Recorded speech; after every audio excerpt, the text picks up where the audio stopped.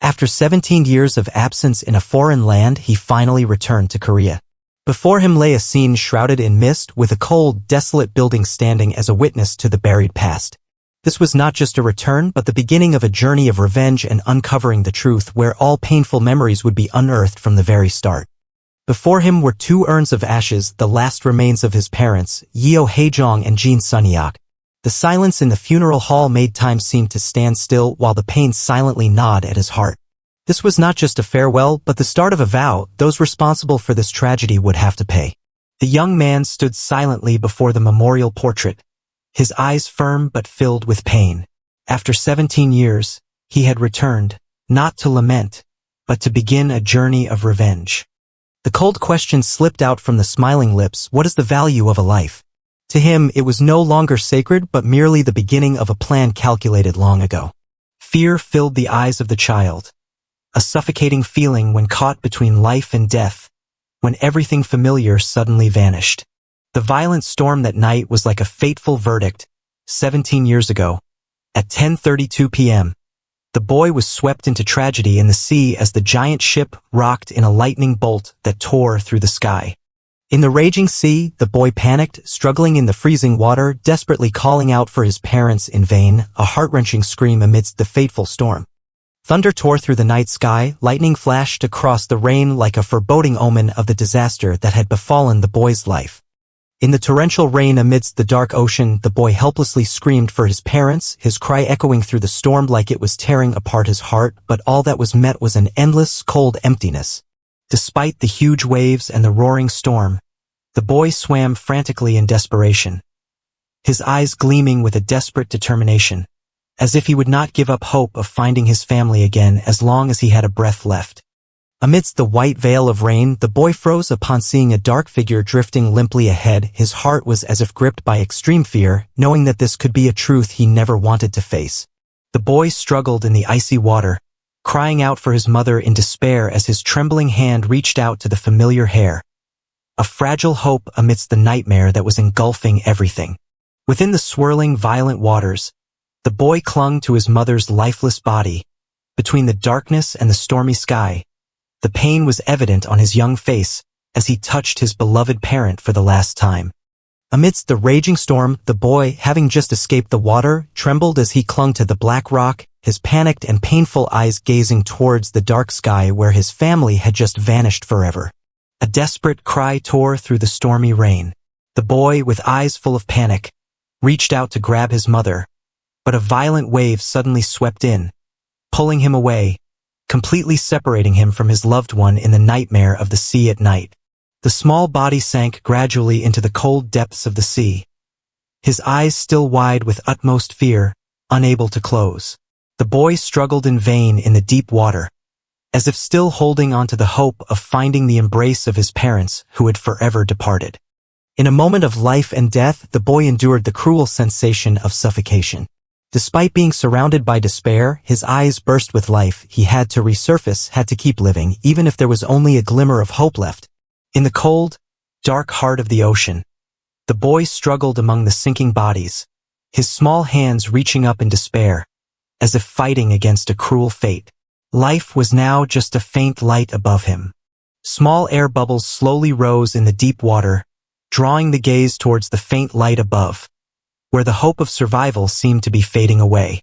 A static frame, yet heavy with emotion, like the last breath dissolving into nothingness. In the dark waters, the boy panicked, swimming among the lifeless bodies floating around him. The light from above shone down, reflecting on his young, fearful face. It seemed he was the only survivor, struggling at the thin line between life and death.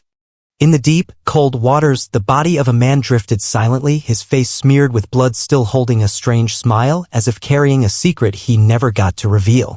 The faint light from the surface only added to the eeriness of this moment. Around the boy were numerous lifeless bodies floating in the dark sea. Blood spread in the cold blue water, creating a scene both tragic and horrifying. Outstretched hands seemed to be grasping at life that had slipped away. The boy opened his eyes wide, frozen in shock as he stared ahead. His eyes were filled with panic and astonishment as he discovered something in the deep water that was beyond anything a child could imagine. The air seemed to freeze, as if his breath was being squeezed out by the revelation. In the cold and dark water, the boy's eyes widened as he saw his parents' bodies sinking, their clothes stained with blood like haunting marks. The harsh reality hit him like an undertow. They were gone. The cry, "Dad! Mom!"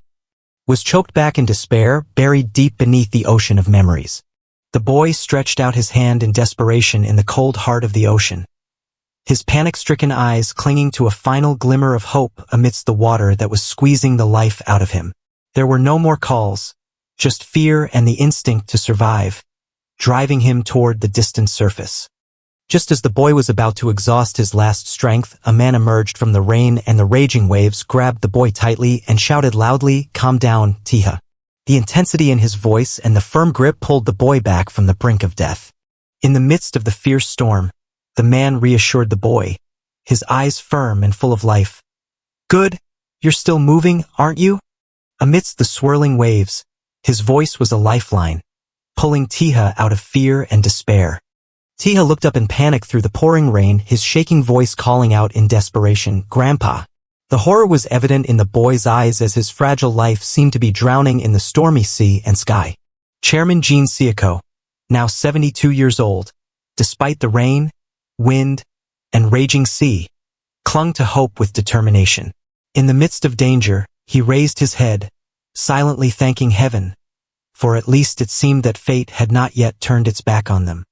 Amidst the roaring waves, Taeha choked back a scream to his grandfather, tears mixing with rain. He had just seen his parents still underwater. But his grandfather's response was cold and desperate, extinguishing the fragile hope.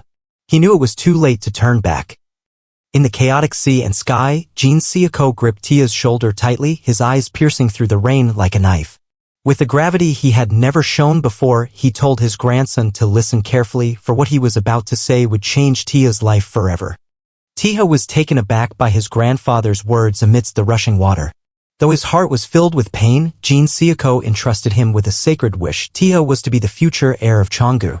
In that moment, the fate of a child took a turn toward a path full of challenges and destiny. His grandfather handed Taeha a fountain pen, a small object carrying a great responsibility. It was not just a symbol of inheritance, but also a key to finding the person who could protect him in the future.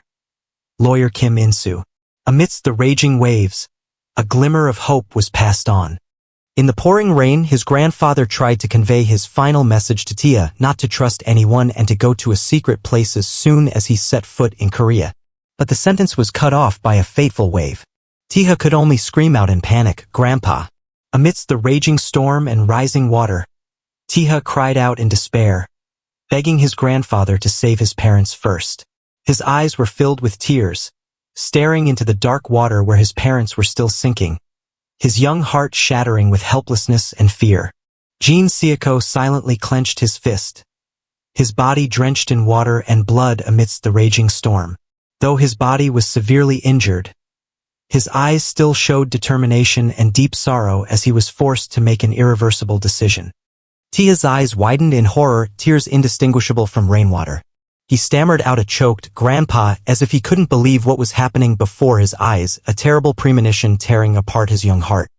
The boy was stunned, his eyes wide open in despair as he heard the cruel truth. His shaking hand clutched the object his grandfather had left behind, his heart shattered amidst the waves. The loss was no longer a vague fear, it had become a harsh reality beyond salvation. He let go. The final words echoed like a will. "Taeha, you must live, no matter what." Amidst the roaring storm, the warm hand slipped out of reach, leaving the child alone on the cold sea surface with the burden of survival and a future full of hatred. Taeha screamed out in despair amidst the pouring rain as his grandfather's hand slipped out of his grasp. The moment of parting was torn apart by the raging waves and choked sobs, marking the beginning of a child's solitary journey amidst the ocean and a destiny full of loss. Taeha turned back amidst the raging waves, his shaking eyes catching a glimpse of his grandfather, who was slowly sinking into the darkness of the sea. That moment was frozen in time amidst the storm as the two were separated forever in an irredeemable tragedy. A bolt of lightning tore through the pitch-black night sky, illuminating a fateful moment like a declaration of destiny. The thunder boomed like the cry of the earth and sky, witnessing the sacred last words Taeha had just received. Tragedy? willpower, and burden were beginning to be etched deeply into the young boy's fate. The gentle light of dawn seeped through the emerald-green water, casting upon Taeha's innocent face as he drifted silently amidst the vast ocean. The aftermath of the tragedy still lingered at the corners of his eyes, but in this rare moment of peace, the boy who carried his family's last testament had officially embarked on a journey of survival, carrying both pain and hope. He was the sole survivor and the destined heir. Taeha's face now seemed to have let go of everything, the pain of losing his parents, his grandfather's sacrifice, and the storm he had just endured. He lay still in the crystal-clear water, his eyes half-closed as if in a dream, but the tranquility on his face revealed a deep-seated pain. This was not the end, but the beginning of a fate that had been entrusted to him. The boy's eyes slowly opened amidst the dazzling sunlight reflecting off the water. Despite being exhausted and drained, his eyes still shone with life, a faint spark of awareness amidst the tragedy. It was as if his soul had been pulled back from the brink of despair, with his grandfather's final words still echoing in his heart. Taeha, you must live at all costs. Taeha suddenly woke up in the calm sea and sky after the storm, looking around in bewilderment. The debris floating in the azure water brought back memories of the brutal past. Although his body still trembled and his eyes were not yet steady, something unusual caught his sight, making his small heart tighten. A feeling of unease surged once more. An enormous ship loomed before Taeha, the sunlight reflecting off its metallic surface like a witness to a fateful turning point. The clock read 1:51 p.m. in the Gulf of Aden, a milestone marking a moment of life and death on the high seas. Taeha, tiny amidst the turbulent water, opened his eyes wide, looking up at the ship. Hope surged, mixed with lingering fear. A new life was about to begin, but what he had lost would forever be etched in his heart. A ray of light shone through the windswept long hair, revealing the face of a man with an enigmatic smile. His eyes, hidden in the shadows, exuded confidence and calculation. The appearance of this man signaled a new chapter full of turmoil about to unfold in Taeha's life. It was unclear whether he was a savior or a looming danger. Taeha fell hard to the ground, his body still trembling from exhaustion and shock. His eyes opened wide in panic as he suddenly regained consciousness, as if he had just escaped from a prolonged nightmare in the ocean. His soaked clothes, disheveled hair, and rapid breathing reflected the unsubsided horror. A new journey was beginning, but now the young boy was left all alone. Two foreign men in protective gear, holding guns, looked down at Taeha with surprise and curiosity. One of them, a blond man, chuckled lightly, "Oh, the kid's still alive?"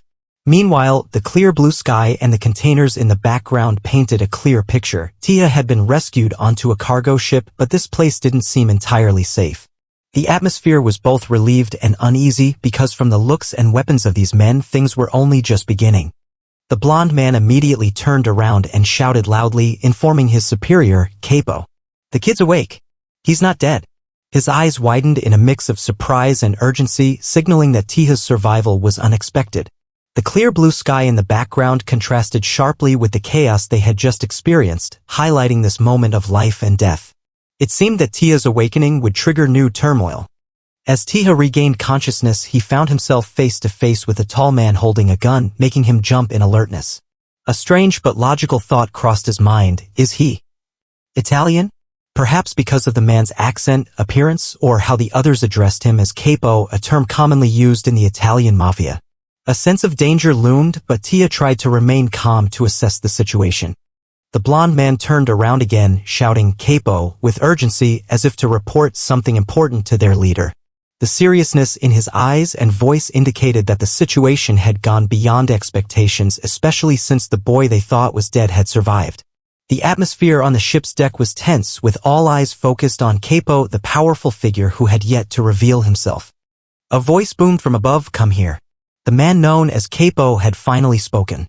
Standing on the ship's crow's nest, he exuded authority and power as if controlling the entire situation from the top. The dazzling sunlight shone down on the deck, but his voice was as cold as steel, leaving no room for hesitation. The encounter was about to begin, and it would not be simple. Taeha sat slumped on the floor, his eyes still dazed and disoriented from the nightmare he had just experienced. One of the two guards, a red-haired man with a tattoo on his neck, bent down and spoke in a tone that was somewhat softer than usual. "Kid, can you understand us?" Meanwhile, the other guard turned his back and sighed in frustration. "Gosh, she's up there again." It seemed that Keipo was a special figure who stood apart and controlled everything from a distance. Amidst the unfamiliar atmosphere and strange words, Taeha began to realize that he had fallen into the hands of a completely new and unknown force. A close-up of the red-haired guard revealed a strange tattoo on his neck, a symbol resembling a stylized ship's steering wheel, looking both ancient and menacing. The angled light cast a shadow that divided his face, making his half-smile even more mysterious. The appearance of this tattoo could be a sign that he belonged to a distinct organization, possibly pirates or an armed group with underground power. The boy's face was stern, his sharp eyes gleaming with caution and determination, an expression not typically seen at his age. Despite being soaked and exhausted after the ordeal, he gritted his teeth to remain calm, as if trying to memorize the tattoo on the man's neck. This was a crucial turning point, from a panicked child to someone harboring a will to survive and initial doubts about the world he had been drawn into. Against the bright blue sky, a figure suddenly plummeted from the towering ship's mast. The daring action and extraordinary speed made everything seem frozen in a moment. The woman, whose identity was unclear, had jumped without hesitation, bringing with her a burst of intense and mysterious energy, signaling the arrival of a character who should not be underestimated. This was a moment when the balance could begin to shift. The woman landed on the deck like a black lightning bolt, her knee firmly planted on the ground, her long hair flying wildly with the force of the fall, causing the floor to shake with a loud Kong sound. The boy in front of her froze, his eyes wide with amazement as he stared at the woman who had just descended as if from the sky. Without needing to say a word, her imposing presence and decisive action proved that she was not someone to be taken lightly. A turning point was unfolding before the boy's eyes. The tall woman, with a cold and stern demeanor, leaned down and looked straight at the boy with a mix of suspicion and caution in her eyes. The sea breeze whipped her black vest, causing her long hair to flow like an iron whip against the blue sky. Her question came out like a command. "Kid, how did you get on our ship?" A tone that was both interrogative and warning. Clearly, to her, a mysterious child appearing in the dangerous waters could not be a coincidence. A blond man reported with a naive expression, "Keipo, I think this kid doesn't understand us." Immediately, from above, Keipo, the powerful woman from earlier, erupted in anger. "Then go find someone who can use body language or someone who can translate." The small commotion on the ship's deck further indicated that the boy was in an unfamiliar environment, where everything was beyond his control. The boy stood silently, his eyes lost and anxious. Sweat trickled down his cheekbones, his blue eyes reflecting unease as he failed to understand what those around him were saying. His expression was both bewildered and cautious, as if trying to guess what would happen next in this unfamiliar and tense situation. The boy trembled as he recounted, a yacht was attacked when it passed by, causing the group of adults to freeze, their eyes turning serious. The woman smiled sharply, confirming, "The kid understands us." Then she leaned down and asked directly, "Where are you from?" The boy looked up, his eyes welling up with tears but remaining resolute. "I'm Korean. When the storm came, people with guns boarded the yacht, killed my parents and grandfather." The woman narrowed her eyes, smiling with a hint of intrigue. "So you fell into the sea and then were brought onto an Italian ship? Our Salerno family's ship?" The boy was taken aback, his eyes wide open, his breath seemingly caught in his throat, unable to respond to the woman's probing question. The group of adults laughed loudly, as if the strange story the boy had just told was nothing more than a joke. The woman emphasized, "And not just anywhere, but right in the Gulf of Aden, the Middle East." The atmosphere suddenly turned peculiar, making the boy feel even more lost among these strangers. The woman drew her sword, the cold metal glinting in her hand. She smiled faintly, saying bluntly, "Sorry, but we don't intend to believe in such an overly coincidental story." The air immediately became tense and threatening. Regina Salerno, the head of the Salerno family's commercial branch, coldly drew her sword, looked down at the boy, and asked, "Hey kid, what reason do we have not to throw you back into the sea?" The boy froze, his eyes wild with fear as he stared at the sword tip pointing directly at his forehead, sweat dripping down in fear and helplessness. His throat constricted, the boy tightened his lips, trying to remain calm on the thin line between life and death. A drop of sweat slowly rolled down his cheek, reflecting the rising fear in his heart. The boy hesitantly held out the fountain pen and whispered, "This was a keepsake my grandfather gave me." The woman was momentarily taken aback. The boy declared confidently, I am the grandson of Chairman Jin Seoko of Chonga Group, Korea, the eldest son of Jin Sunyeok. The boy said, returning me to the group will be more beneficial to you than throwing me into the sea. She was taken aback. Chonga Group? The boy remained silent, his determined gaze meeting the woman's skeptical eyes. Regina ordered urgently, quickly check the news from Korea. The man asked, do you know any other languages? The boy looked puzzled. Huh. The boy replied, yes. Cantonese, English, Japanese, Arabic, Spanish, Hindi. Esperanto. I can speak basic phrases in those languages. Ma'am, here's the news from Korea. The three of them focused intently on the phone screen, their faces tense with a mix of strain and surprise. The woman smiled with great interest, a mysterious spark in her eyes. The woman said sternly, if you can contact someone in Korea, keep this fountain pen. Give it to lawyer Kim In-soo and he will help you. Please contact someone else. Don't contact my family. 1:12 a.m. Seoul, Korea. The man picked up the phone and said, hello? He adjusted his tone and said, since it's international, feel free to speak in English. Regina called and said, have you seen the photo I sent? We're holding the valuable grandson of the group. Should we send him back to Korea? The person in Korea calmly sipped his drink and asked, what do you want? She smiled with satisfaction and made a demand. $10 million. Cash delivery at Russell Trade in the Panama Canal. You have 24 hours. Come in person. I'm busy too, can't waste time talking. If you pay enough, I'll release the person immediately. He put down his glass, coldly picked up the mic, and prepared to give orders. He lowered his voice and counteroffered. $1 million. The man shouted amidst the chaotic party, kill the kid and I'll pay $1 million. He yelled into the phone, kill him within 5 minutes and send me the video. I'll transfer the money immediately. He hesitated, worried. What if I kill him and you don't pay? The villain angrily retorted, you think you can negotiate with me? I can transfer $1 million to you with just 3 clicks. The villain threatened, if you don't kill the kid, I'll expose you as the attackers and pin all the blame on you. He reported back, I've relayed the message. I've contacted the mercenaries around here. Don't worry. The mysterious man sat silently in the darkness, sipping his drink slowly, the fading sunlight casting a cold glow on half his face. The boy stood frozen, his bewildered eyes fixed on the bright phone on the table, surrounded by darkness that felt like a tightening web.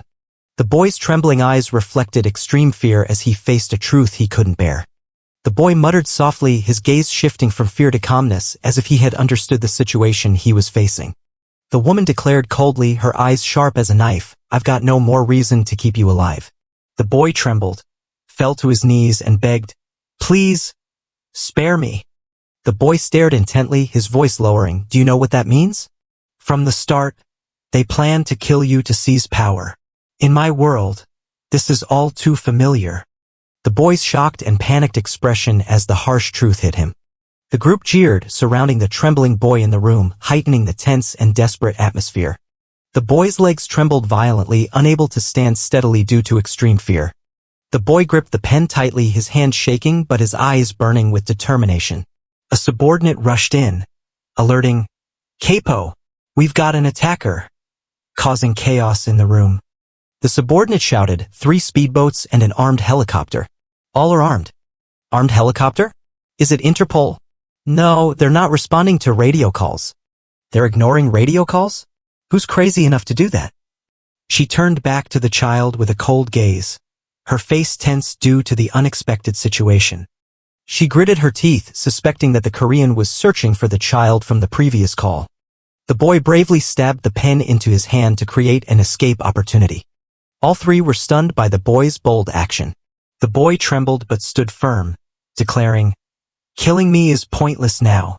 The woman glared angrily, while the boy clenched his fist, blood dripping from the wound, unwavering.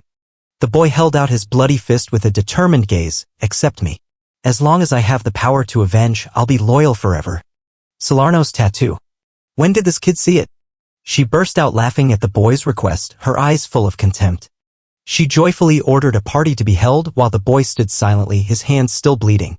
She asked coldly, her sharp eyes fixed on the boy, who was trembling with his head bowed over the blood on the table. She gazed deeply into his eyes, confirming one last time, "You want the power to avenge, even if it means being stained with blood?" In the heavy downpour, the boy screamed desperately, "Taeha, you must inherit Changgu." The boy clenched his fist, his eyes filled with determination. She smiled, amused by the boy's resistance. She kicked open the door and ordered, "Follow me." From now on, the boy's life belonged to Salerno. Live and die for the family. With her head held high, she faced the armed helicopter, ready to step into battle. Taeha stood frozen on the ship's deck, his eyes wide with shock as he looked up at the sky, blood dripping from his hand. 17 years later, Taeha appeared, mature and confident, with cold eyes and a self-assured smile. No body was found, but this was still the only place for him to pay his respects to the deceased. The young man smiled quietly before the resting place, his eyes reflecting a mix of serenity and deep determination. His eyes suddenly wavered, noticing something unusual in the silence. A car sped towards him in a tense moment as if it wanted to shatter the stillness. A burst of gunfire shattered the rear window and he dodged the bullets by a hair's breadth, his cold eyes filled with killing intent. The hail of bullets tore through the glass wall and the urn, shattering everything and sending shards flying everywhere amidst the deafening explosions. A group of assassins stepped out of a black car, simultaneously aiming their guns and firing without hesitation. One of the assassins, enraged, stamped his foot and cursed his companions for missing the target.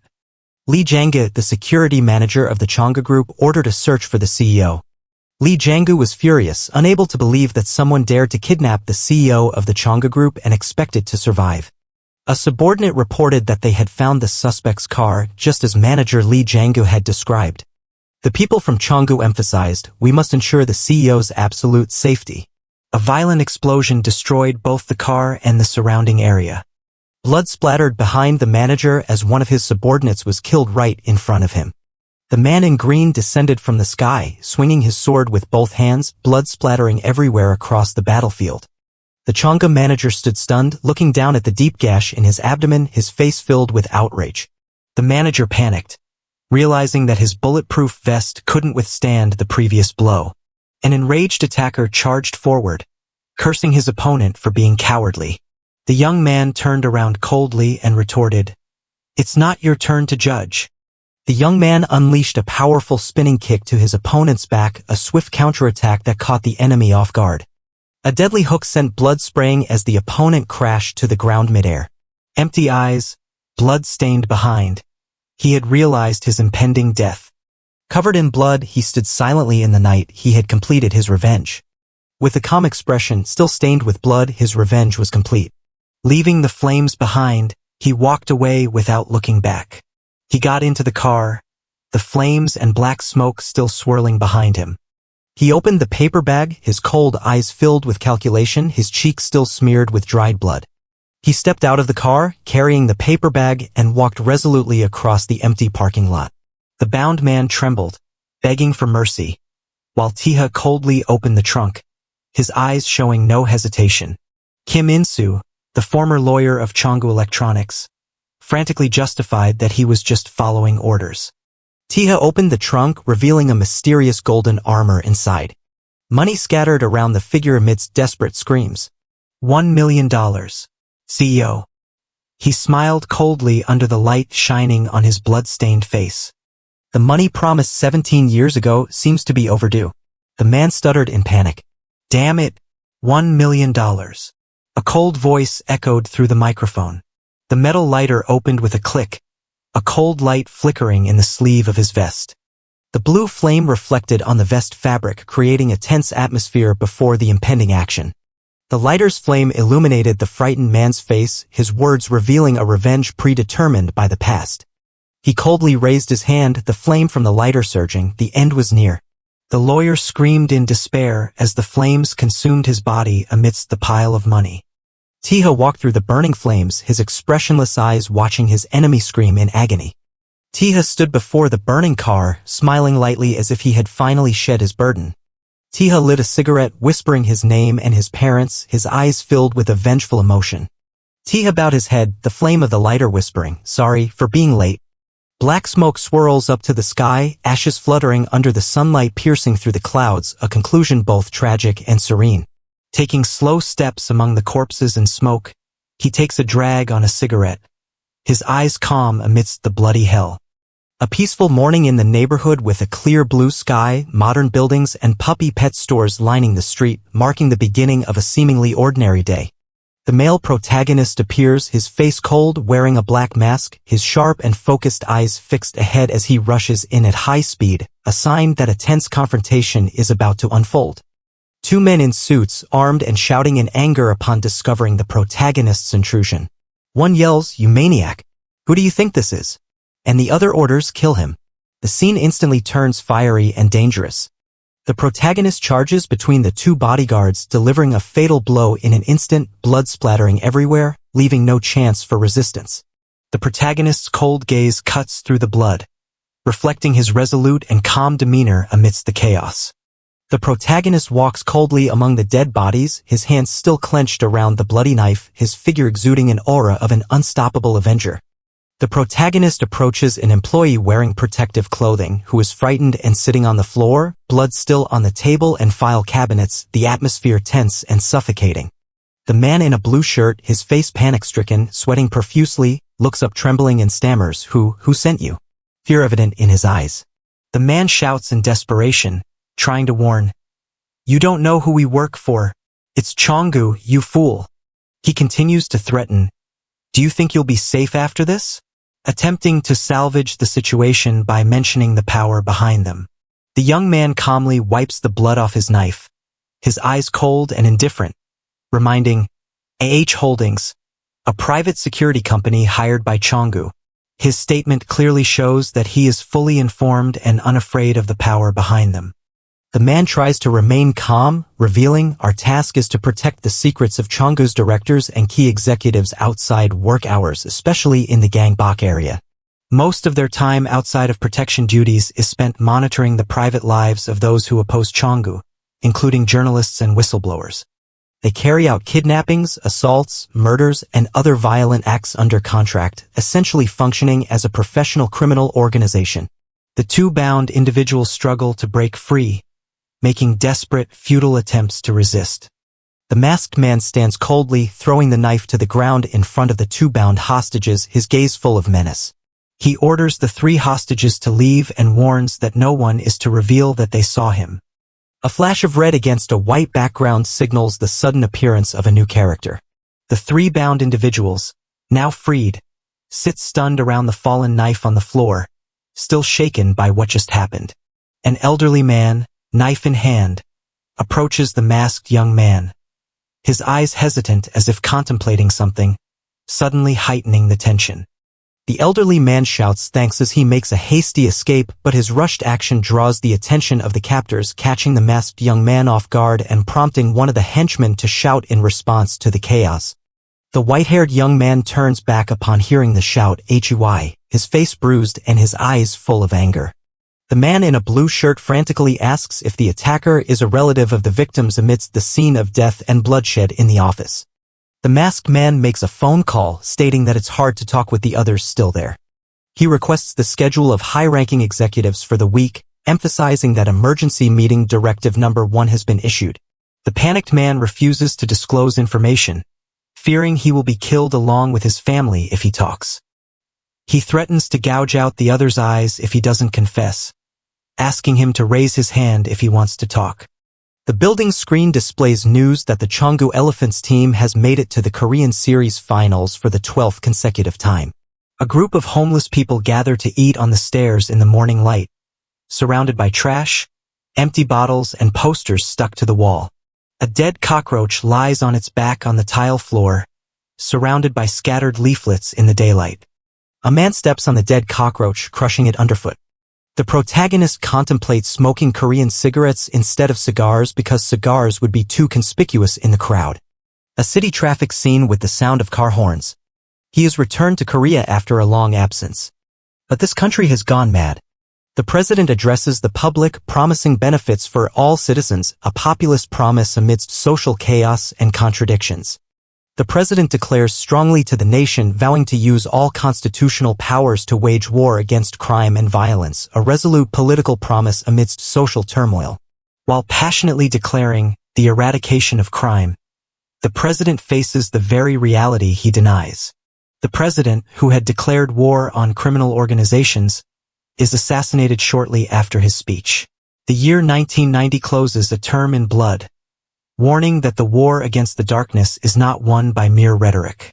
Following the president's death, no one dares to stand up to restore order. The police gradually collaborate with private organizations and the country sinks into a vortex of violence and money. Amidst a seemingly peaceful society, he walks silently, a man carrying a bloody past, returning to where it all began. Changa colludes with criminal organizations to manipulate the media and eliminate opponents. Right now, in front of him, walls are plastered with faces backed by money and violence, lies that have become the new norm. The manipulated media has made people forget about politics. Even if a dog were to run for president, they would trust and vote for it as long as it was marketed skillfully enough.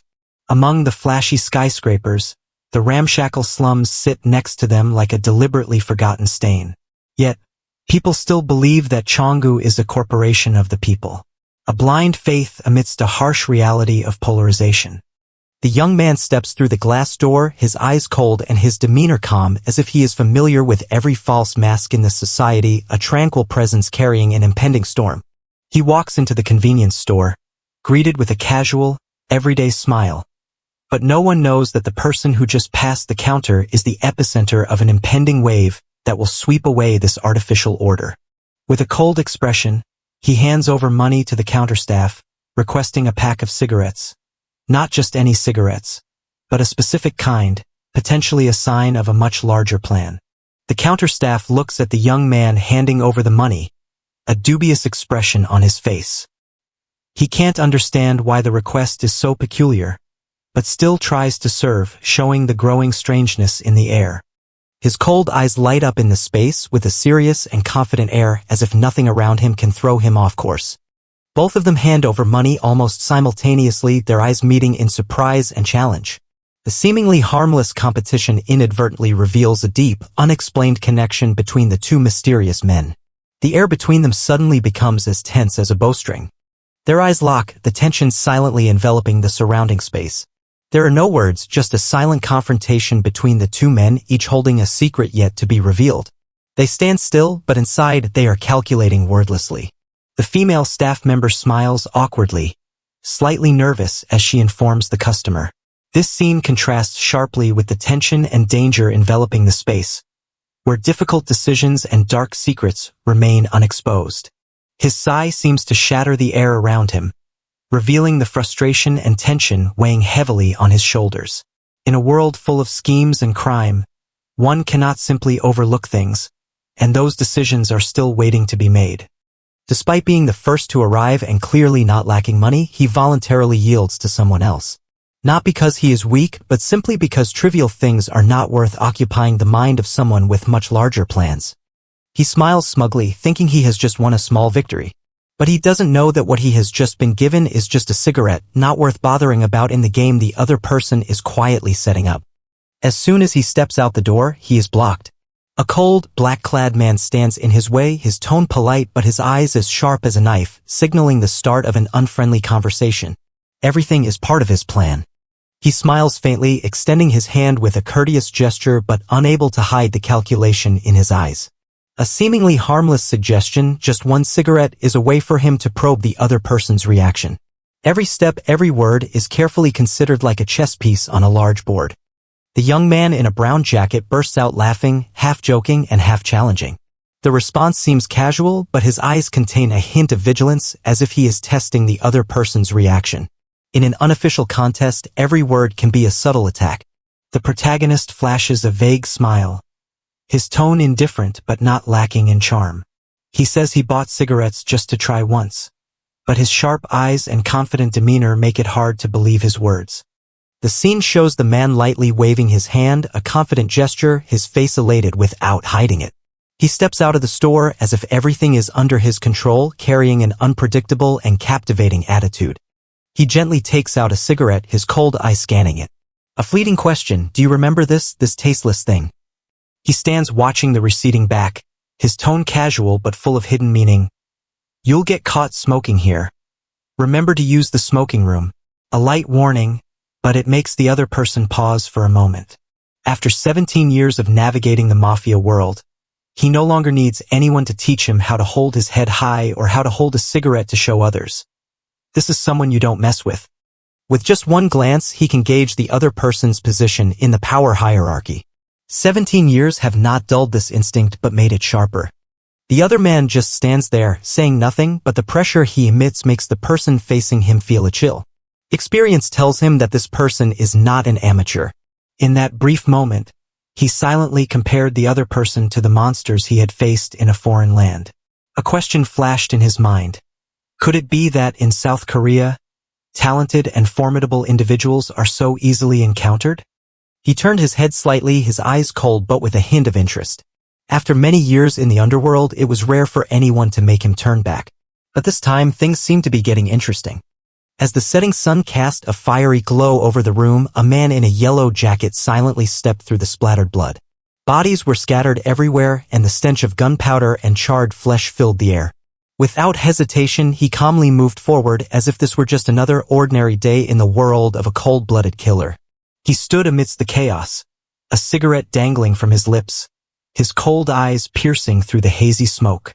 The bloodstains on the wall and the bodies at his feet only accentuated the arrogance and danger emanating from a man accustomed to living in the shadows. The sword at his waist gleamed with a silent yet absolute warning. In the blood-stained room with flickering lights, he sat down, his cold eyes surveying the pile of bodies at his feet as if inspecting a heap of garbage. A half-burned cigarette hung from the corner of his mouth, his hand clenched tightly in silence. No words were needed, his aura as a killer told it all. His eyes were as sharp as a blade as he glanced over the bodies below and whispered his assessment. The cut was just right for perfect sashimi. It was an instinct born from living too long in a blood-soaked world. He gently touched his finger to the still warm pool of blood, leaving a smudged trail in the air.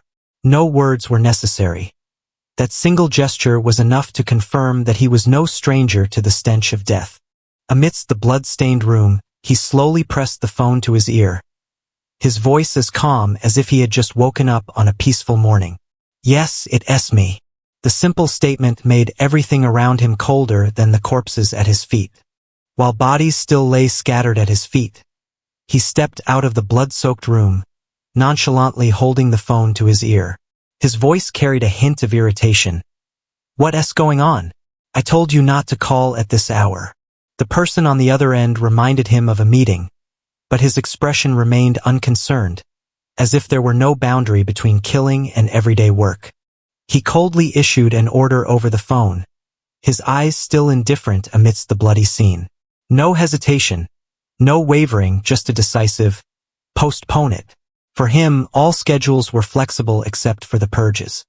On the deserted rooftop, the sniper rifle still lay, cold and precise. Under the slanting afternoon light, the body of a woman slumped on a chair, unable to react. The man who had killed Vice Chairman Kim In-soo was now targeting a new victim. No one knew who he was, all they knew was that this time he had come for a different name. As the wine-red sunset faded, the man sat calmly, but the eyes behind him gradually darkened upon hearing the bad news. The security company that was supposed to cooperate today had lost all contact. When his men arrived, all they found were blood-soaked corpses in a dark room. A conspiracy had begun, and he was the next target. In the suffocating space filled with files and dried blood, he sat beside the body of a fallen guard. His sharp eyes scanned the deep wound, his low voice concluding, this was a lone attack carried out with just one sword. The ruthless precision indicated that the perpetrator was not only strong but also extremely skilled. He leaned forward, the ember of his cigarette casting a suggestive smile on his face. His voice was soft but firm, like a dagger thrust into the listener's heart. The killer of Vice Chairman Kim In-soo was no ordinary person, and he knew exactly where the secret meeting took place. A warning was veiled under a layer of calm, deadly intent. The wine glass lightly touched the table, producing a crisp sound amidst the tense atmosphere. The man behind it didn't flinch. With a firm tone, he reiterated the tradition of the Chonga clan, an unchanging rule: in times of crisis, all branches of the clan must unite. It wasn't an explanation, it was an unspoken command. He leaned back in his chair, looking relaxed as if everything were just a joke. The tradition of the Chonga clan was a closely guarded secret, passed down within the family, yet the other party knew and had acted first. His words seemed surprised, but at the bottom of his eyes was a cold vigilance. Because of this, he had no choice but to assign a secret task to the other party, demanding they uncover the infiltrator in absolute silence. He placed his hand on the bleeding wound of the severely injured man, his tense eyes following each faint breath, trying to find any remaining clues. As his fingers touched the blood, a familiar name burst from his mind, Blade. On the street corner, the young man in black smiled amiably, asking to borrow a cigarette. His polite demeanor hid something dangerous. He pulled out a cigarette from the pack with his left hand, revealing a scar on the back of his hand, a memory of a once ruthless individual. The person couldn't be an ordinary individual, wounds like that only appear if one has wielded a sword and survived countless battles. In the darkness, Cheon Heemin wondered, is there anyone else in the family strong enough to wield a sword that he hadn't known about? The man standing outside sneered, my family? They're useless, they can't even cut an apple properly. Cheon Heemin was taken aback. Unable to refute or deny, he silently accepted the order along with a hefty sum of money to guard the place. Light streamed in through the slightly ajar door, illuminating the floor littered with corpses and fresh blood. Cheon Heemin stepped in, his eyes cold. Although reluctant, he accepted the offer. However, his voice was firm, I'll come, but enhance the security. Cheon Heemin hung up, visibly irritated. His face twisted in annoyance at being given orders, but he ultimately acquiesced to the directive. As soon as he ended the call, he vented his frustration on the bodyguard beside him, muttering arrogantly. In his eyes, taking orders from others was an affront. While adjusting his tie, he heard a strange noise behind him. His sharp instincts immediately put him on guard. He rushed into the meeting room, unable to hide his surprise at seeing the chairman already seated there. Cheon Heemin exited the dark alley, phone in hand, reporting the situation. He confirmed he would withdraw after completing the temporary support task. Accused of betrayal, he was perplexed. His expression was a mix of disbelief and anger, as if he couldn't believe his loyalty was being questioned. Despite his initial hesitation, he walked away resolutely. 100 million was the price that made his hesitation disappear, leaving only determination to complete the contract. The call continued, this time a vague warning about an imminent danger. His face was somber and he began to feel uneasy. He ended the call with a resolute expression. Although unclear about the details, he kept his promise to explain later, his demeanor calm and cold. A stranger emerged from the shadows. His casual remark about one stick not being enough filled the air with suspicion. The game had begun. A young man in black leaned against the wall, his eyes cold. He emphasized that encountering someone with such skills near the scene couldn't be a coincidence. He had been tracking his target for a long time. Cheon Heemin laughed bitterly, holding his head in exasperation. Today was a day of humiliation, losing medicine, being followed, and being outsmarted. He gritted his teeth, half laughing and half angry, pointing out that he wasn't foolish. This was the first time he'd been played like that. Both began to close in on each other. Under the streetlights, their heavy footsteps echoed tensely. A question was about to be asked. The opponent's eyes gleamed, directly asking, "Who are you?" The atmosphere was icy, enveloping the alley. Cheon Heemin maintained a smirk. He pointed at the opponent, responding nonchalantly that he was just helping with something, nothing serious. The opponent didn't respond. Up close, his eyes flashed with caution and readiness to act. The figure in black drew both swords from his belt. His stance was fluid, ready for confrontation. There was no turning back. The swords clashed swiftly. The two faced each other inches apart. Their expressions were stern and resolute. Cheon Heemin's eyes widened, his pupils constricting.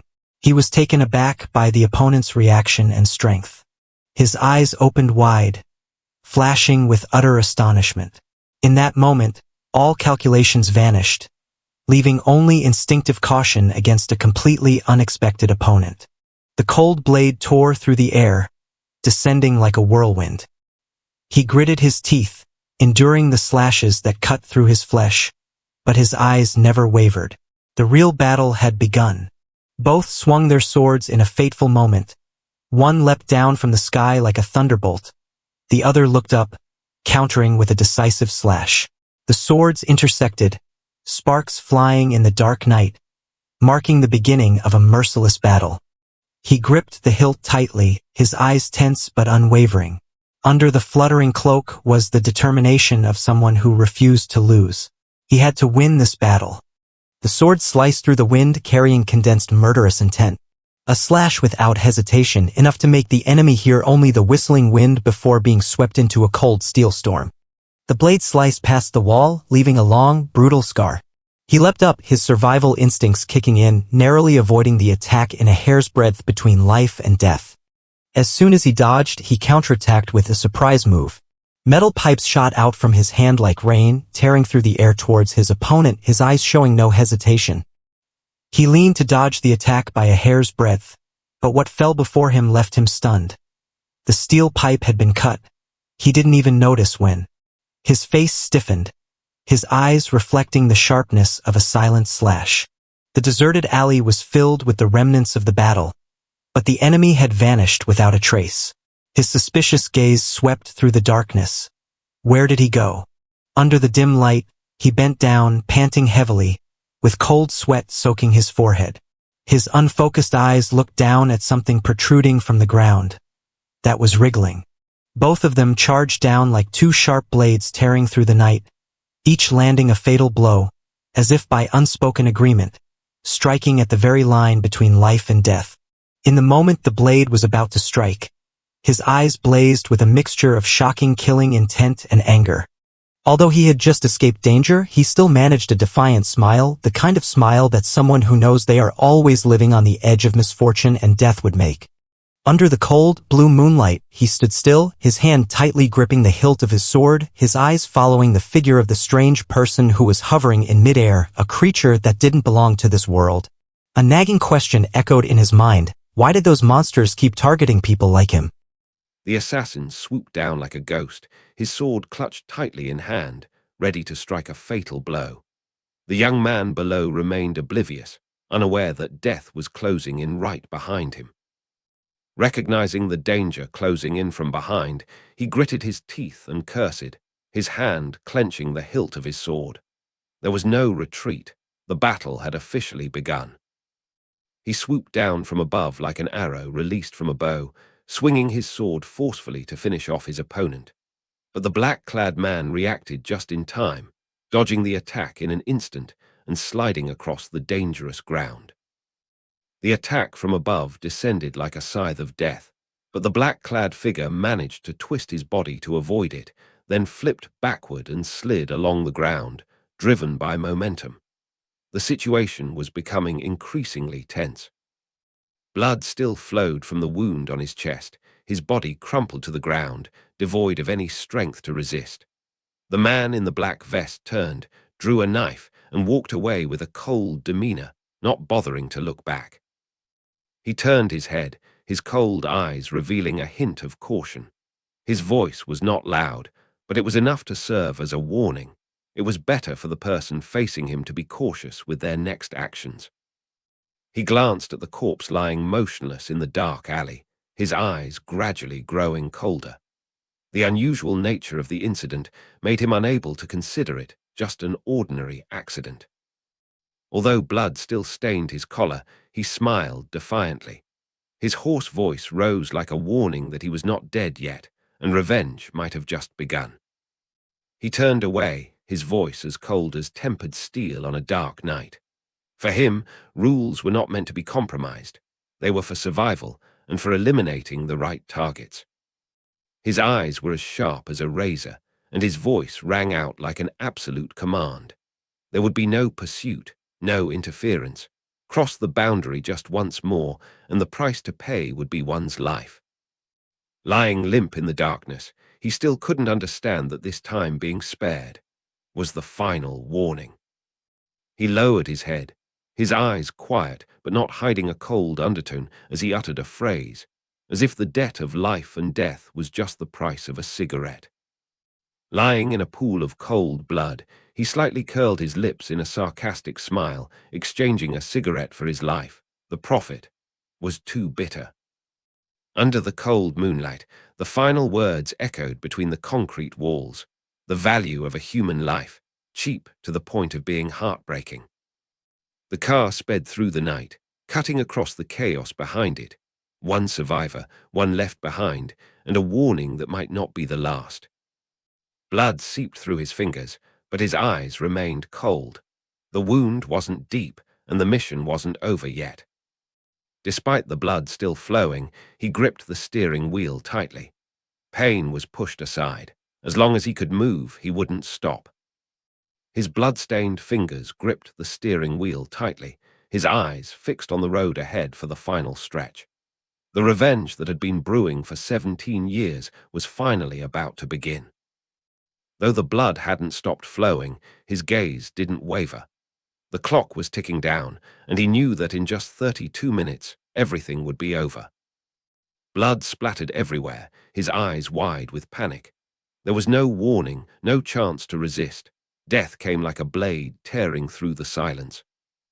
17 years ago, amidst the splattering blood and stifled screams, he could only watch as tragedy struck too quickly, too ruthlessly, and was beyond salvation.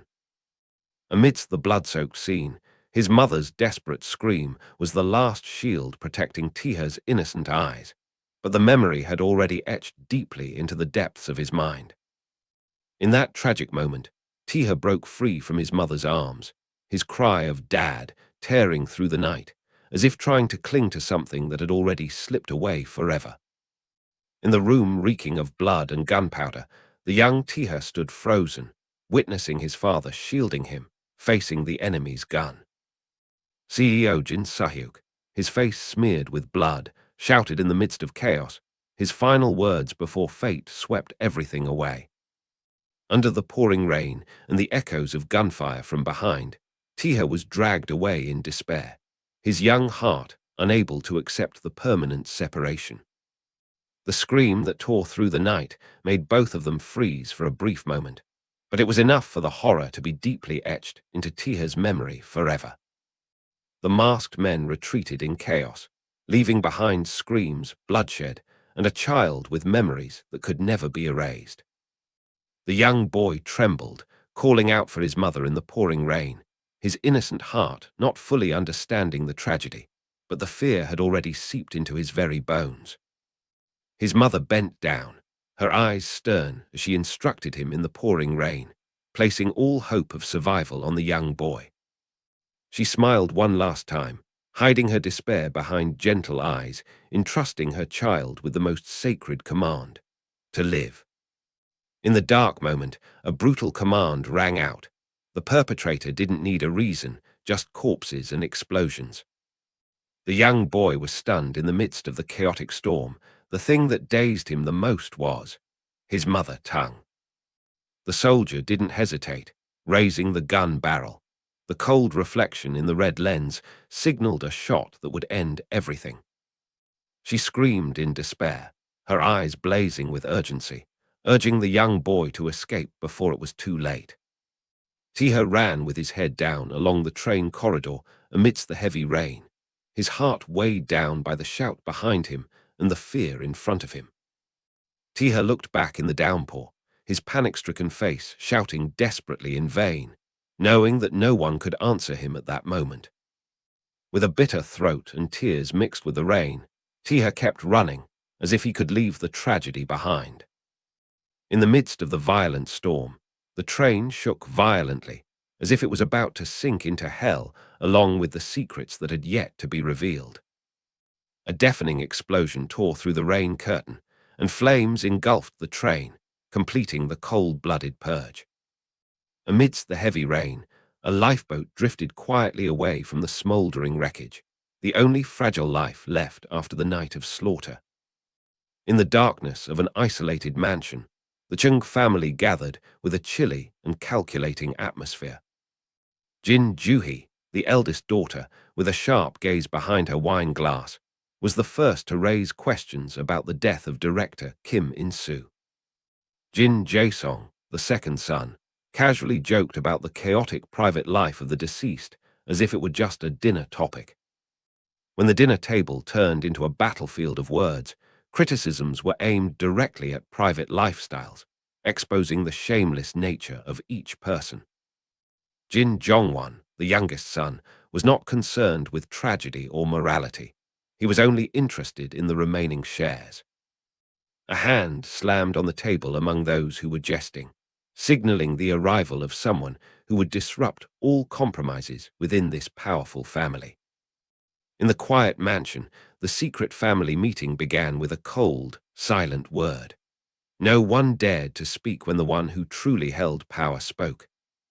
Jin Gyuho, the eldest son of the Chung group, leaned back behind his wine glass, his deep voice issuing commands.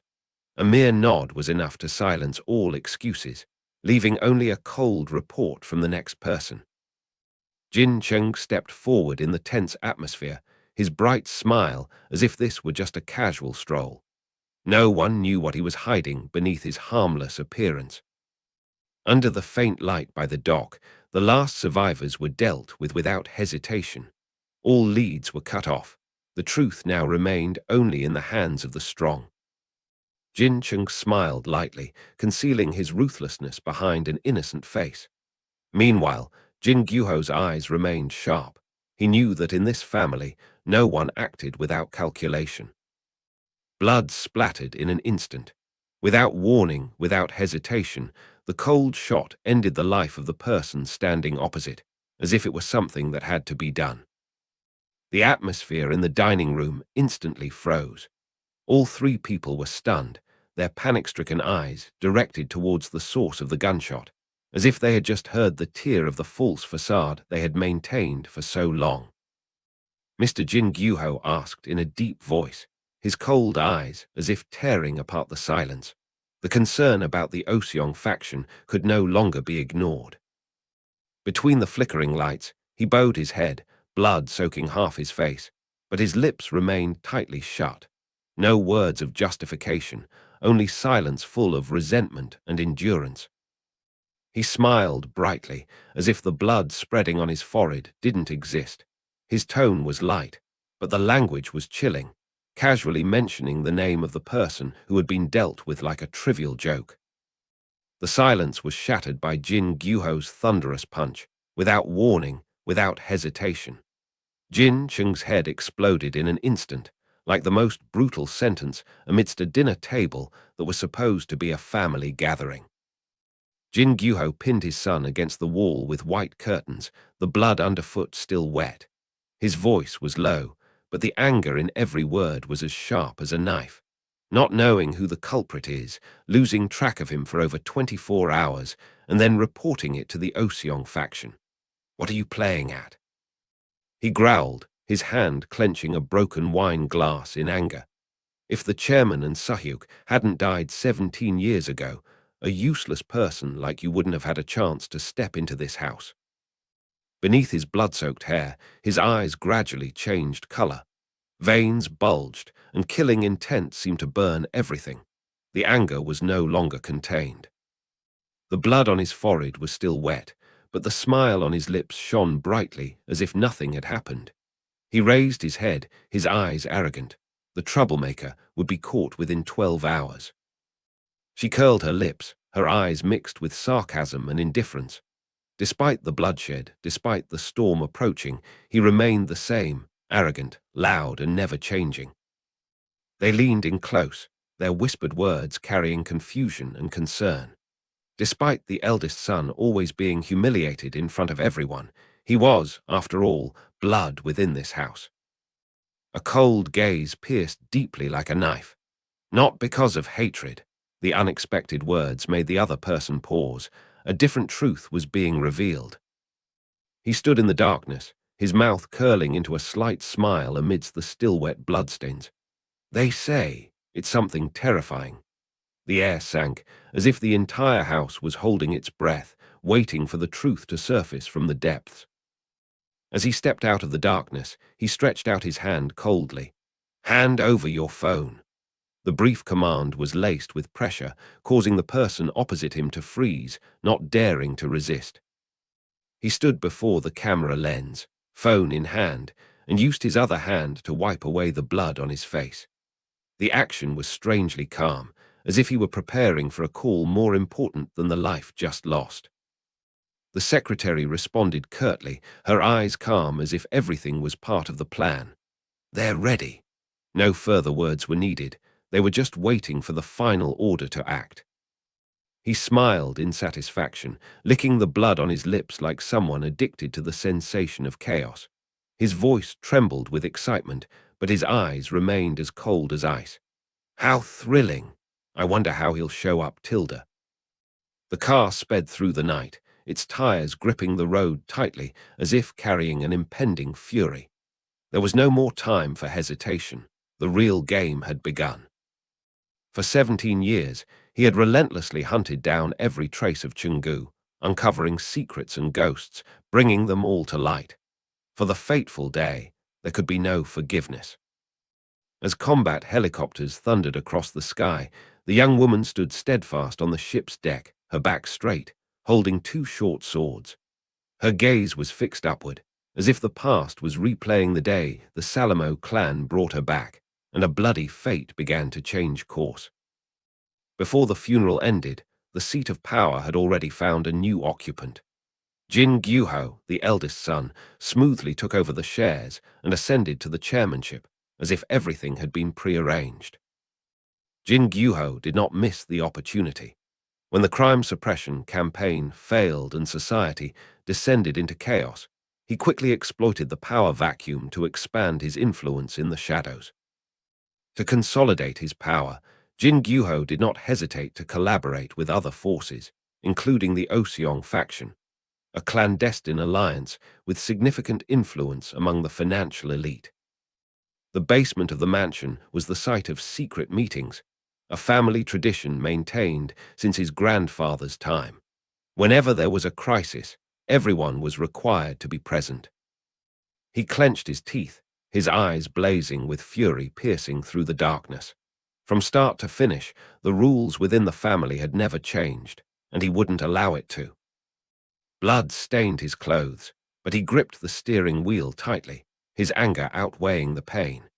He knew it was all just a bloody play to secure a place within the system his grandfather had built with blood and rules. His eyes flashed with suppressed anger, his parents, and even himself had once been pawns in that ruthless game of power. The security guard monitoring the control room frowned. On the surveillance screen, an unidentified car sped toward them at an alarming rate, a sign that a storm was about to hit. Head of security, Kang Min-ho frowned upon receiving the unusual signal.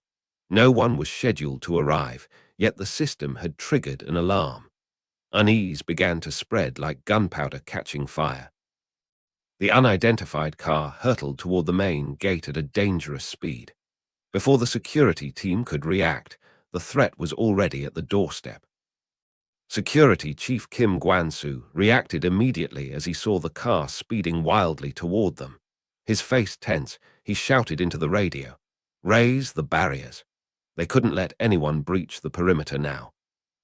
The automatic barriers rose from the ground, emitting a cold mechanical sound into the night. The main entrance was now completely blocked, ready to confront the reckless driver. Undeterred, the driver stepped hard on the gas. The engine roared, the tires screeched, and the car, like a cornered beast, charged straight at the newly raised barriers. Amidst the extravagant party, cold sarcasm cut through the air like a blade hidden in wine. They laughed and spoke, but every word was aimed at the person who had lived in weakness. In their eyes, calculation was a useless trait for the defeated. In the dark cockpit, gloved hands gripped the safety belt tightly. No words were needed. That simple action spoke volumes. He was ready to take on an entire family. The sound of the collision shattered the night. The car crashed into the steel barricade without hesitation, as if the body was merely a tool for the rage screaming within. In the silent darkness, steel glinted under a cold hand. He drew his knife without hesitation, as if ready to sever everything with a single stroke. The car crashed into the barricade, its body shattering with the sound of breaking metal. There was no turning back. The intruder had chosen the most violent way to make their entrance. The headlights swept across, accompanied by the roar of the engine, causing the bodyguards to look up in shock. Someone had charged into the lion's den, sending a clear and singular message. Like a blade piercing through the veil of night, he charged into the encirclement. Every strike was a cold declaration, no warning, no mercy. In the moment the blood-stained blade flashed, his eyes gleamed like cold steel. The one who was once pushed aside had returned with uncontainable fury. The crashing sound echoed through the room, shaking its very foundations. In the midst of a peaceful banquet, panic suddenly descended upon them, but they had no idea who the storm that had just arrived was. A strange noise coming from the main gate froze the atmosphere in the room. The members of the family stopped eating, their suspicious eyes converging on the direction from which danger was approaching. The man chuckled softly, as if he had just realized something. His eyes narrowed with amusement. He knew very well who was arriving. Jin Chung remained seated, his eyes never leaving his wine glass. His voice was calm, but it sent a chill down the spines of everyone at the table. He knew exactly who had just arrived and had no intention of stopping them. The man was taken aback, his lips trembling as if he couldn't believe what he had just heard. Panic was evident on his face. He had no idea that the storm had truly arrived at the doorstep. The entire hall erupted into chaos in an instant. Jin Chung and the members of the Jin family were caught off guard, surrounded by strangers with guns pointed directly at them. The butler was silenced before he could even speak. The power they once held was now nothing more than a shadow. Jin Sina jumped up in panic, her voice trembling as she struggled to believe her eyes.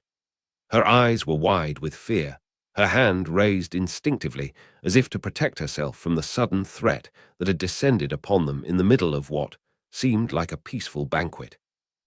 Jin Gyuho roared with anger, unable to accept that he was being betrayed by his own bodyguards. He stood up abruptly, his eyes filled with shock and rage, shouting out in the midst of the chaos that had engulfed the dining room. Jin Gyuho sat silently at the dinner table, his back straight, his cold eyes fixed on the guns pointed at his family members. Without needing to turn around, he controlled the situation, a predator watching its prey struggle in vain. The air was thick with tension, all eyes on the man who once held absolute power. Jin Gyuho clenched his jaw, his eyes burning with anger and resentment as he stared at Jin Chung, the one who was betraying him right before his eyes. His anger was boiling over, but he remained calm, unable to believe that the younger brother he had once supported would dare to turn against him in front of the entire family. Jin Chung smiled arrogantly, his eyes gleaming with mockery as he looked straight at Jin Gyuho. His voice was light, but every word cut deep into the other man's heart, a fatal blow delivered not with a gun, but with the truth that everyone had been avoiding.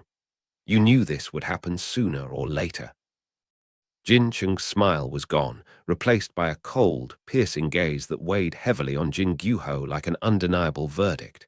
He looked straight at his cousin, his voice low and deadly. The reason you hate me, isn't it because you're afraid of losing that seat, afraid that one day you'll end up like our grandfather, replaced, forgotten? He didn't need to shout. Every word was enough to leave the other man speechless. The bodyguards immediately reacted when they spotted Taeha breaking into the villa grounds. Panicked shouts erupted. "We're under attack. Get your weapons." Despite being alone, Taeha threw the entire security system into chaos. His return wasn't for negotiations, but the beginning of a bloody battle. Jang Myung slammed his fist on the table, standing up abruptly with a tense and visibly shaken expression. He shouted into the growing chaos, "Jin Chung, have you gone mad?" Jin Chung's presence was like a knife stabbing into the trust and power they had built over the years. The room was filled with cries of panic. One of the high-ranking members, Choi Di-hyun, jumped up, unable to believe his eyes as Jin Chung had his men point guns at the dinner table. His voice trembled with anger and fear. "What are you doing, Jin Chung? How dare you point guns at people in this house?" No one expected the so-called family to fall apart so quickly. Jin Chung shrugged, feigning innocence with a bewildered expression, as if he were an outsider in the chaos. With an innocent gaze and a light tone, he said, "Me. I didn't do anything. But everyone knew it was his pretended naivety that made the atmosphere even more suffocating.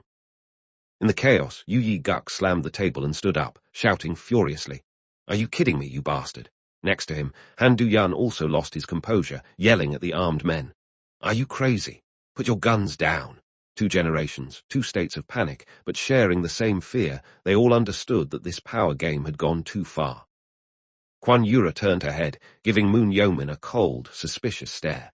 In the midst of the conflict and gunfire, she cut straight to the question. "Moon Yeomin, are you siding with Jin Chung?"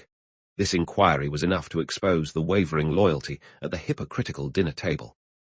Moon Yeomin bowed his head, his calm and resolute voice saying, "I'm sorry, young lady."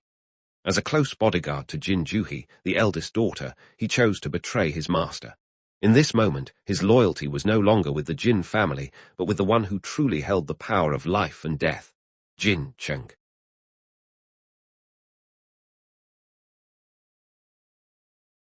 Haejeong Junhyuk blew bubbles with his gum, his lazy tone laced with sarcasm. "You should have raised our pay earlier." As a bodyguard to Jin Jongwon, the 4th son, his indifferent and bored attitude showed his lack of interest in loyalty. To him, it was all just a job, and a job should be paid fairly. Moon Dane, Jin Chung's personal bodyguard, remained cold and ruthless. She didn't need to speak or show her stance. A single piercing glance was enough to affirm that she was there not to protect the family, but to end it. Jin Myung, the father and head of the family, sat silently in the face of betrayal from those he trusted most. His heavy, disappointed voice carried deep frustration, not because he was betrayed, but because the betrayers were his own flesh and blood, whom he had nurtured. Jin Myung raised his head, his eyes blazing with intensity as he enunciated each word. He wasn't asking out of doubt. He was confirming the end of the father-son relationship he had cherished his whole life. Betrayal was no longer a hypothesis, it was a knife to the throat. The mention of Baek Junsu's name plunged the room into silence. Jin Myung didn't need to turn around to know the grey-haired old man was standing there. The man, once his right hand, now appeared behind him like the final confirmation of the betrayal. Baek Junsu's cold, steel-like eyes and calm voice filled the turbulent room. "I'm not protecting the chairman," he declared, each word heavy as a blow to the remaining fragile trust. "I'm protecting Chungu. Not a person, but an ideal. Not blood, but the values that built this empire." Jin Jae-song shouted, slamming his hand on the chair, his enraged eyes scanning the betrayers. "Snap out of it, you bastards. Do you think you're living in the Joseon era?" His anger burst forth in sharp questions. "Do you think you'll be given power in Chungu this way?" In an instant, the once arrogant man was left with nothing but despair and panic. Jin Jae-song panicked, shouting, "Committee," as a cold gun barrel pressed against his forehead. In that brief moment, power, schemes, and status all vanished, leaving only pure fear in the desperate eyes of a man plummeting from glory. A shrill scream filled the room as Haejeong Junhyuk coldly pulled the trigger. The bullet pierced the air, blood splattering everywhere. Jin Jongwon froze, collapsing in the chaos. A smirk still lingered on Junhyuk's lips, as if this was just a small part of the cold-blooded negotiation he had planned long ago. Jin Juhi was stunned, her whole body trembling as she watched her brother being shot right in front of her. Jin Jae-song, pale-faced, screamed in despair, calling out for Park Jun-ho like a drowning man clinging to a straw. But everything was beyond control. Guns were pointed at them, the betrayal was set in motion, and the mastermind showed no hesitation. Gunshots echoed through the air, tearing apart the atmosphere, blood splattering across the ceiling and walls. Cries of pain and panic never ceased. In that moment, the family gathering had turned into hell. Jin Chung smiled calmly, as if everything was within his calculations. Moon Dane silently wiped his hand with a white cloth, her eyes unruffled. In the blood-stained and smoke-filled room, only the two of them remained composed, as if they had just finished an ordinary dinner party. From under the blood-stained table, a figure quietly emerged. The sound of footsteps was light but decisive, bringing with it the tense air compressed in the deadly room. Jin Chung stepped out of the shadows, facing the cold gaze of the middle-aged man. No shots were fired, no words were spoken, yet the truth was laid bare. The man had always known, he just couldn't stop today's arrival. Park Jun-ho silently took back the gun from Jin Chung. As Jin Chung casually recounted the family tragedy like a form of entertainment, a faint smile appeared on his lips, revealing a hint of mockery.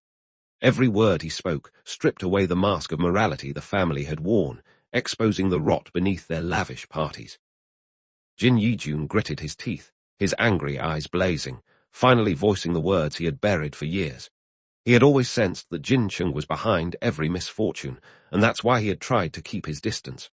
But now, with the truth revealed, regret and hatred mingled in the wrinkles on his face. Jin Chung smiled coldly, his finger lightly shaking the gun like a harmless toy.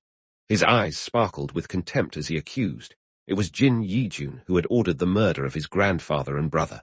In the tension-filled room, those words cut like a knife into the family's past. Jin Chung pointed the gun at Jin Yijun's forehead, his cold eyes piercing through the past.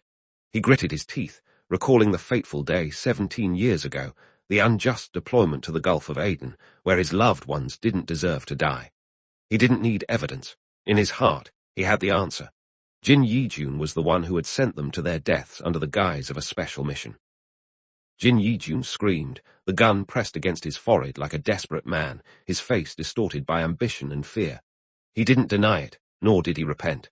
To him, it was all just a game of power. If Chairman Sunyeok had left the position to his son, then people like him would never have had a standing.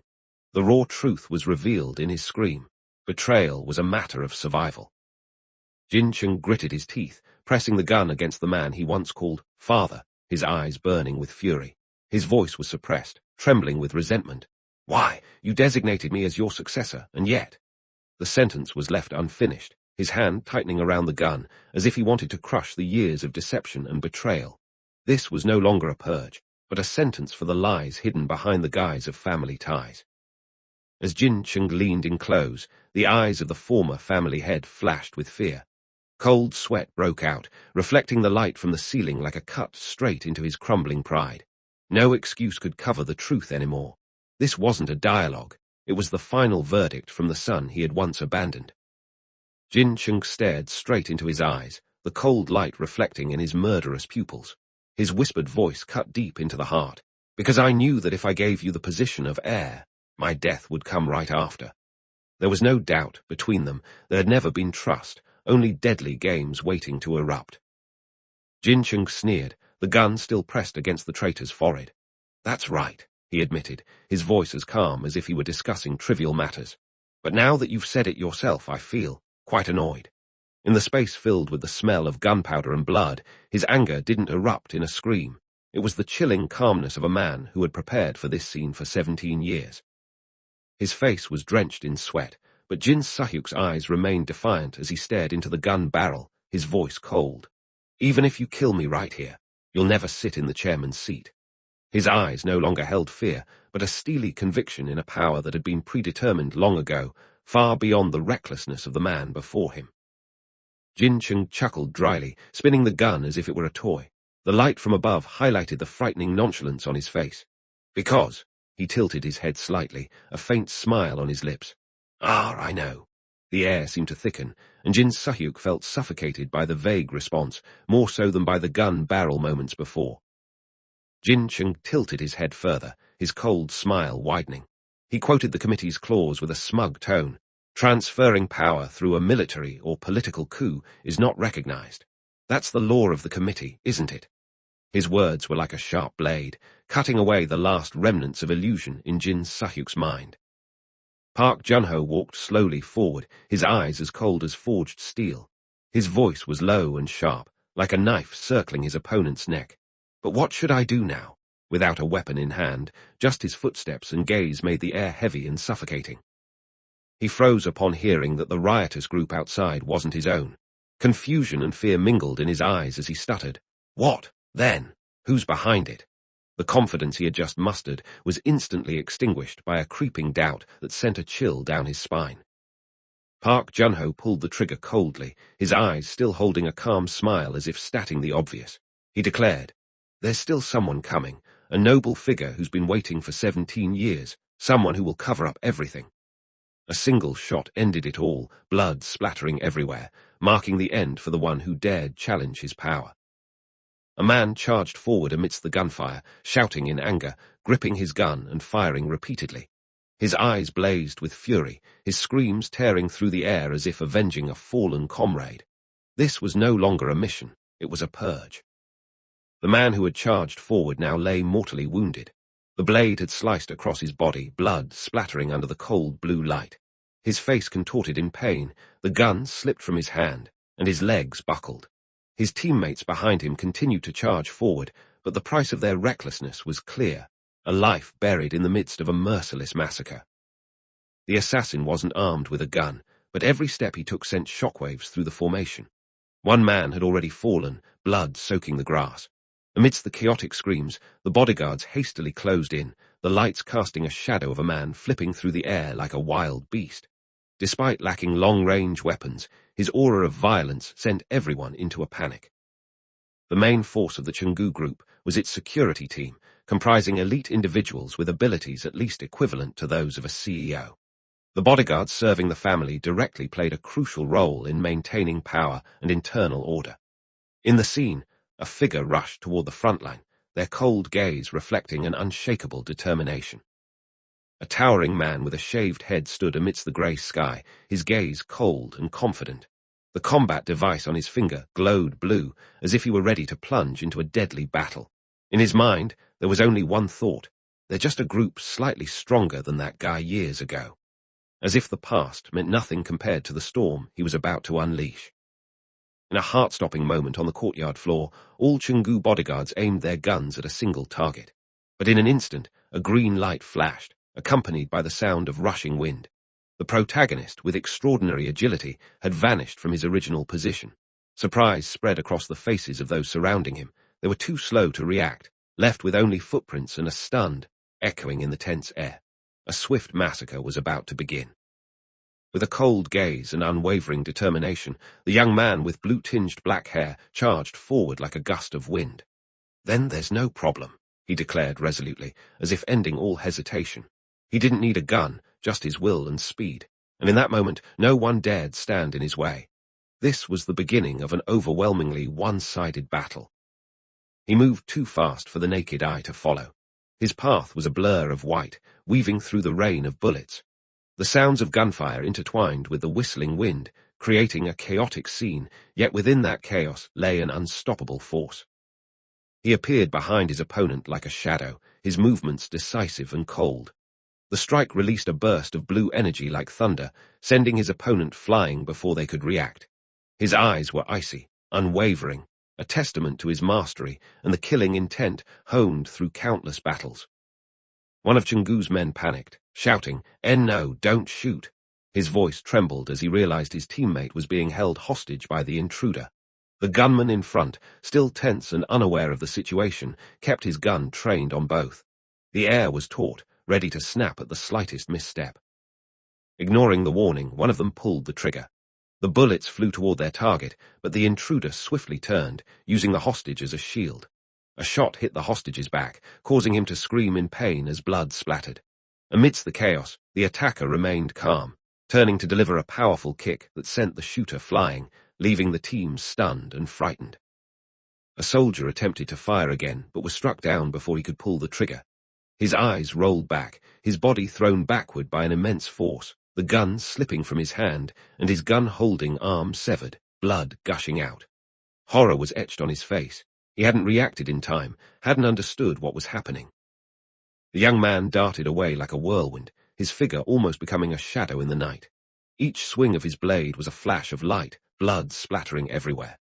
The 6 surrounding bodyguards were taken down in an instant. His eyes were icy, his body moving like lightning, leaving behind only fallen bodies and an air thick with the stench of blood. A ruthless, precise, and unhesitating massacre.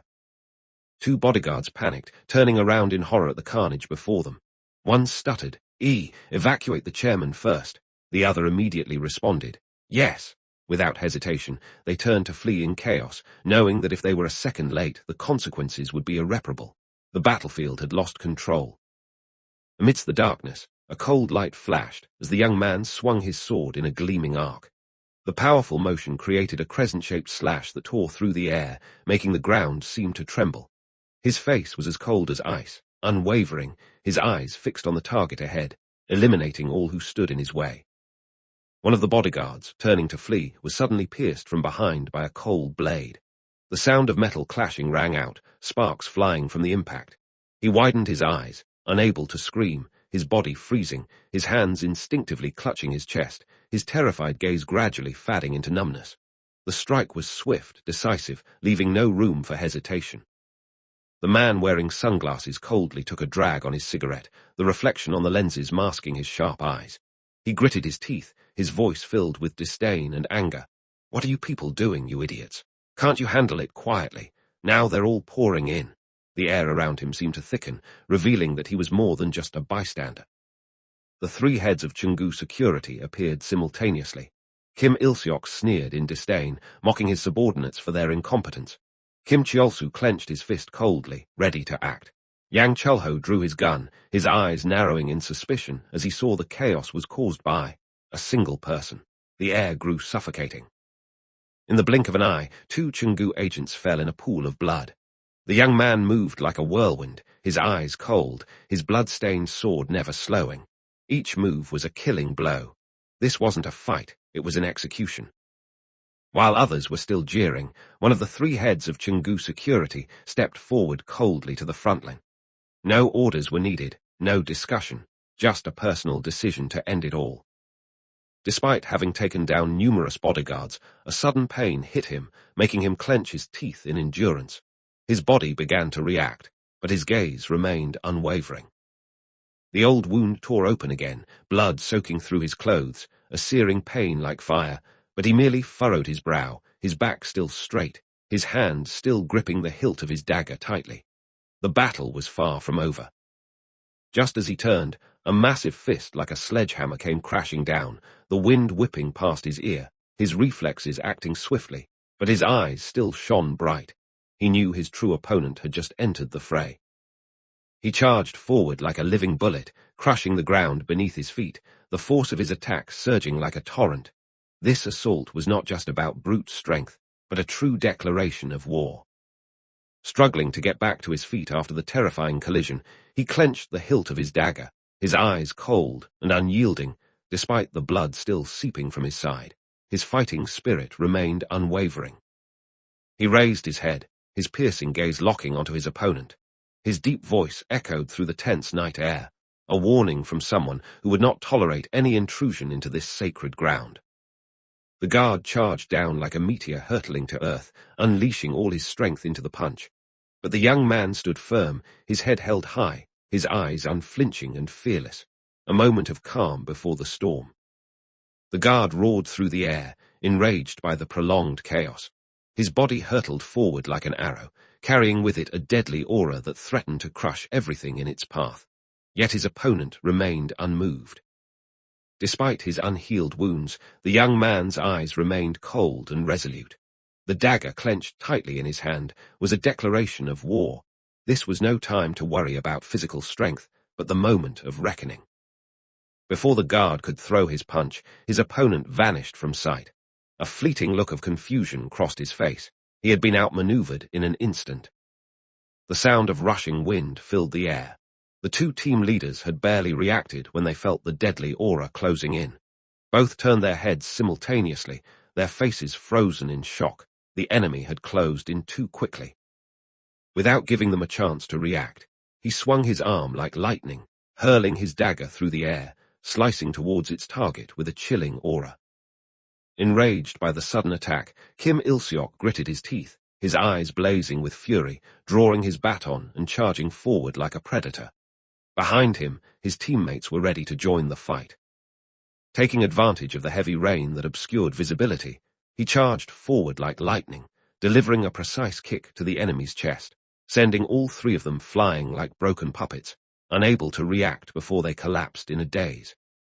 The man had barely understood what was happening when a flash of steel appeared behind him, a short sword poised to strike, completely catching him off guard. The dagger sliced through the air in an instant, blood splattering everywhere. The young man's face remained expressionless, his eyes as cold as the blade in his hand, a fatal strike, with no unnecessary motion. In the silent night, the young man walked slowly towards the house, as if he had just completed a trivial task. Behind him lay the bodies of the fallen, blood staining the stone floor, the remnants of a merciless massacre. The young man's cold gaze lingered on the blood-stained dagger lying quietly on the threshold. The blood had not yet dried, but he had let go long ago, a sign that he no longer needed a weapon to finish things. The young man bent down to pick up the blood-soaked dagger, as if reclaiming a lost memory. His shadow stretched out across the threshold, carrying with it the stillness before the storm that awaited behind the door. The young man stood still in the courtyard, the moonlight reflecting off the blood-stained blade. Later than I expected, he thought to himself, then his cold gaze swept around. This silence is too unusual. The air seemed to freeze, signaling the approach of an impending storm. He stood motionless before the closed door. All traces had been erased, leaving only a chilling question echoing in his mind. How did they escape without him noticing? He slipped inside quietly, his eyes scanning the darkness swiftly. The dagger in his hand was clenched tightly, a clear sign. This time he had not come to talk. Blood still fresh, bodies scattered throughout the room. He stepped inside, dual daggers in hand, and a nonchalant voice echoed from within. "Oh, you're here." As if the massacre was just a routine reception. In the room filled with the stench of blood, he sat with one leg crossed over the other, as if he had just finished a dinner party. The gun still rested on his thigh, a faint smile on his lips. "Tough on you, take a break." The words were light, but the atmosphere was suffocatingly cold. In the room stained with blood, he stood frozen. His eyes remained cold, but his voice cracked out like a suppressed sigh. What the hell is going on here? It wasn't fear, it was because this wasn't part of the script he had prepared. Jin Jae-sung's lifeless body lay in a pool of blood, his eyes closed, still bearing a look of shock. No need to check, the man who once held immense power was now just a cold corpse. Jin Juhi's small body curled up in a pool of blood, her eyes tightly shut, her hand still raised as if protecting something. No breath, no hope, just an eerie silence. Jin Jongwon's forehead was smeared with blood, his eyes half closed, as if he couldn't believe what had happened. A sudden massacre, an unexpected end. Chairman Jin Gyuho, the man who once commanded an empire, now lay with his head tilted back, blood flowing from his forehead down to his tie. His eyes were wide open, as if unwilling to accept, as if he still wanted to say something, but it was too late. Darkness consumed his life in the blood-soaked, silent hall. As the members of the Jin family fell one by one in a chilling silence, Jin Chung, the eldest son of Chairman Jin Gyuho, suddenly appeared. With a cold expression, he mocked Taeha, the sole survivor, and hinted at the grudge from years ago. Taeha's eyes now revealed a mix of caution and suppressed anger. It seemed both knew the real battle was only just beginning. Jin Chung sneered, his sharp gaze sweeping over his opponent. His cold words hung in the air, unreserved. Power and challenge erupted in every sentence. Taeha stood still, his cold gaze piercing through the night. The wind rustled his hair, carrying with it the breath of defiance. He was ready to face any challenge, unwavering. Under the faint light of the night, Jin Chung stood tall, a confident smile on his lips. Under the cold light of the room, Jin Chung stood upright, his voice calm but sharp as a blade. "If you don't want to sit, stand and listen," he said coldly, his eyes never leaving his opponent. Blood stained the floor, the air thick with the stench of death. The dining table was still set, a glass of wine silently witnessing the tense atmosphere. "It won't take long," he concluded, his tone laced with an unavoidable threat. In the dim light of the room, Jin Chung stood tall, a mysterious smile on his lips as he gazed forward. "Do you remember 17 years ago?" he asked, his eyes cold and probing, as if digging into the past. His hand gripped his weapon tightly, continuing, "You were saved by the Italian mafia when you were about to die." His words echoed like a reminder, carrying the weight of history and unrevealed secrets. Under the faint light of the room, Jin Chung turned his back, his demeanor calm but resolute. The woman beside him spoke up, actually at that time, then hesitated. Darkness surrounded them, the air tense like the calm before a storm. "The helicopter is ready," she continued, her voice clear, signaling an impending turning point. In the dim light of the room, the woman with deep purple hair turned around, her worried eyes visible. "Let's go, this place is too dangerous," she urged, her voice hurried but firm. It seemed she sensed the threat lurking in the shadows. Under the dim light of the enclosed room, Jin Chung snapped irritably, his voice filled with frustration. Moon Dane, his loyal bodyguard, stood silently beside him, her sharp eyes never leaving her master. She knew Jin Chung's temper. Once he was angry, no one dared to interrupt. This tense conversation was just the beginning of the upcoming turmoil. Taeha stood in the silent room, the faint light reflecting off the two sharp blades in his hand. Blood stained the floor, the bodies of his enemies motionless, a sign of a perfect ambush. His eyes were cold, ready for the next step in his perilous journey. Taeha gazed straight ahead, his eyes as sharp as a knife, unshaken despite the blood still on his hands. Behind his refined exterior was a predator, always ready to strike down anyone who stood in his way. He knew that tonight was just the beginning of a more brutal battle. The female bodyguard froze, the unfamiliar voice sending a chill down her spine. "That voice," she muttered, her sharp eyes scanning the dark room. Beside her, Jin Chung frowned, responding with a questioning, "Ha!" his hand tightening, ready to face the looming danger. Taeha's hand clenched the sword tightly, his voice trembling. "The one who killed my family 17 years ago." His eyes blazed with hatred, the darkness around him merging with the rage ready to erupt. The moment of revenge had finally arrived. The armored warrior growled, "Damn it, this is infuriating," as he pressed his foot against the enemy pinned beneath him. The dim light in the narrow room reflected the tension, signaling an unresolved confrontation. In the thick darkness, the mysterious soldier stood firm with a cold gaze behind his mask. With a gun in hand, he issued a cold command. "I told you to detonate it after I eliminate everyone." The dim light cast upon his stunned face, his eyes wide with surprise. "Jin Chung," his voice trembled, carrying doubt and pain. "Is that you?" Jin Chung stood silently beside the cold female bodyguard. Her eyes were as sharp as a knife, always on guard, while his figure exuded mystery and power. The silence between them was like a warning, preparing for an impending tense confrontation. Under the dim light, he adjusted his tie, a forced smile on his lips. "Good grief, what should I say?" His voice was filled with confusion, masking the underlying tension. An unexpected situation had arisen, forcing him to face a truth he was unprepared for. Under the cold light, his smile became menacing, his eyes gleaming with threat. "Are you going to continue speaking so intimately?" His voice was cold, full of lethal intent. "Be careful, I'll make you wish you were dead." The tension escalated, the air thick with unyielding confrontation. In the dark gloom, Taeha gripped the sharp knife tightly, his eyes determined and challenging. "Bring it on," his voice rang out, resolute and confident. "I'm here to do just that." The atmosphere became as taut as a bowstring, ready for a decisive confrontation between life and death. The room was still stained with blood when Jin Chung suddenly erupted in anger over the way they addressed each other. He couldn't tolerate being treated without proper respect, even when the person across from him had single-handedly taken down his entire team of bodyguards. Amidst the chaos, Taeha's eyes locked intensely, pausing for a moment to piece together the fragments of his past that had been forgotten for 17 years. Jin Chung was far from foolish. He knew Taeha was alive, aware of the blood-soaked past in Salerno. But his silence for 17 years was the most puzzling part. Taeha's mind raced. If Jin Chung had known everything, why had he waited exactly 17 years to act? Everything seemed too coincidental, or was it all orchestrated from the start? No more hiding or pretending. Jin Chung gave the order to open fire. The game had officially begun. They didn't want to call it a coup. They just needed to act swiftly enough that no one would suspect a thing. They fabricated a reason, claiming Taeha was the one who sparked the bloodshed, to legitimize their final move to take the chairman's seat.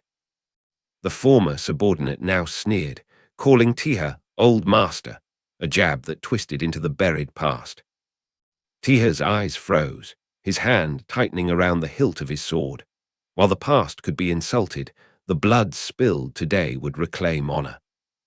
The madman laughed as he pulled the trigger, the bullet whizzing toward the ceiling, a shot that declared war, opening the bloody dance of the night.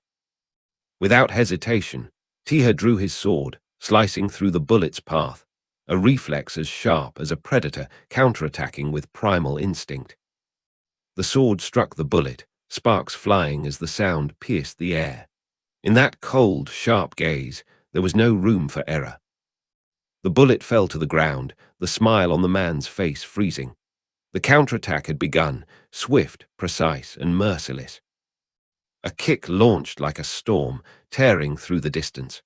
Taeha gripped his sword tightly, absorbing the powerful blow from the enemy who had just appeared. There was no room for error.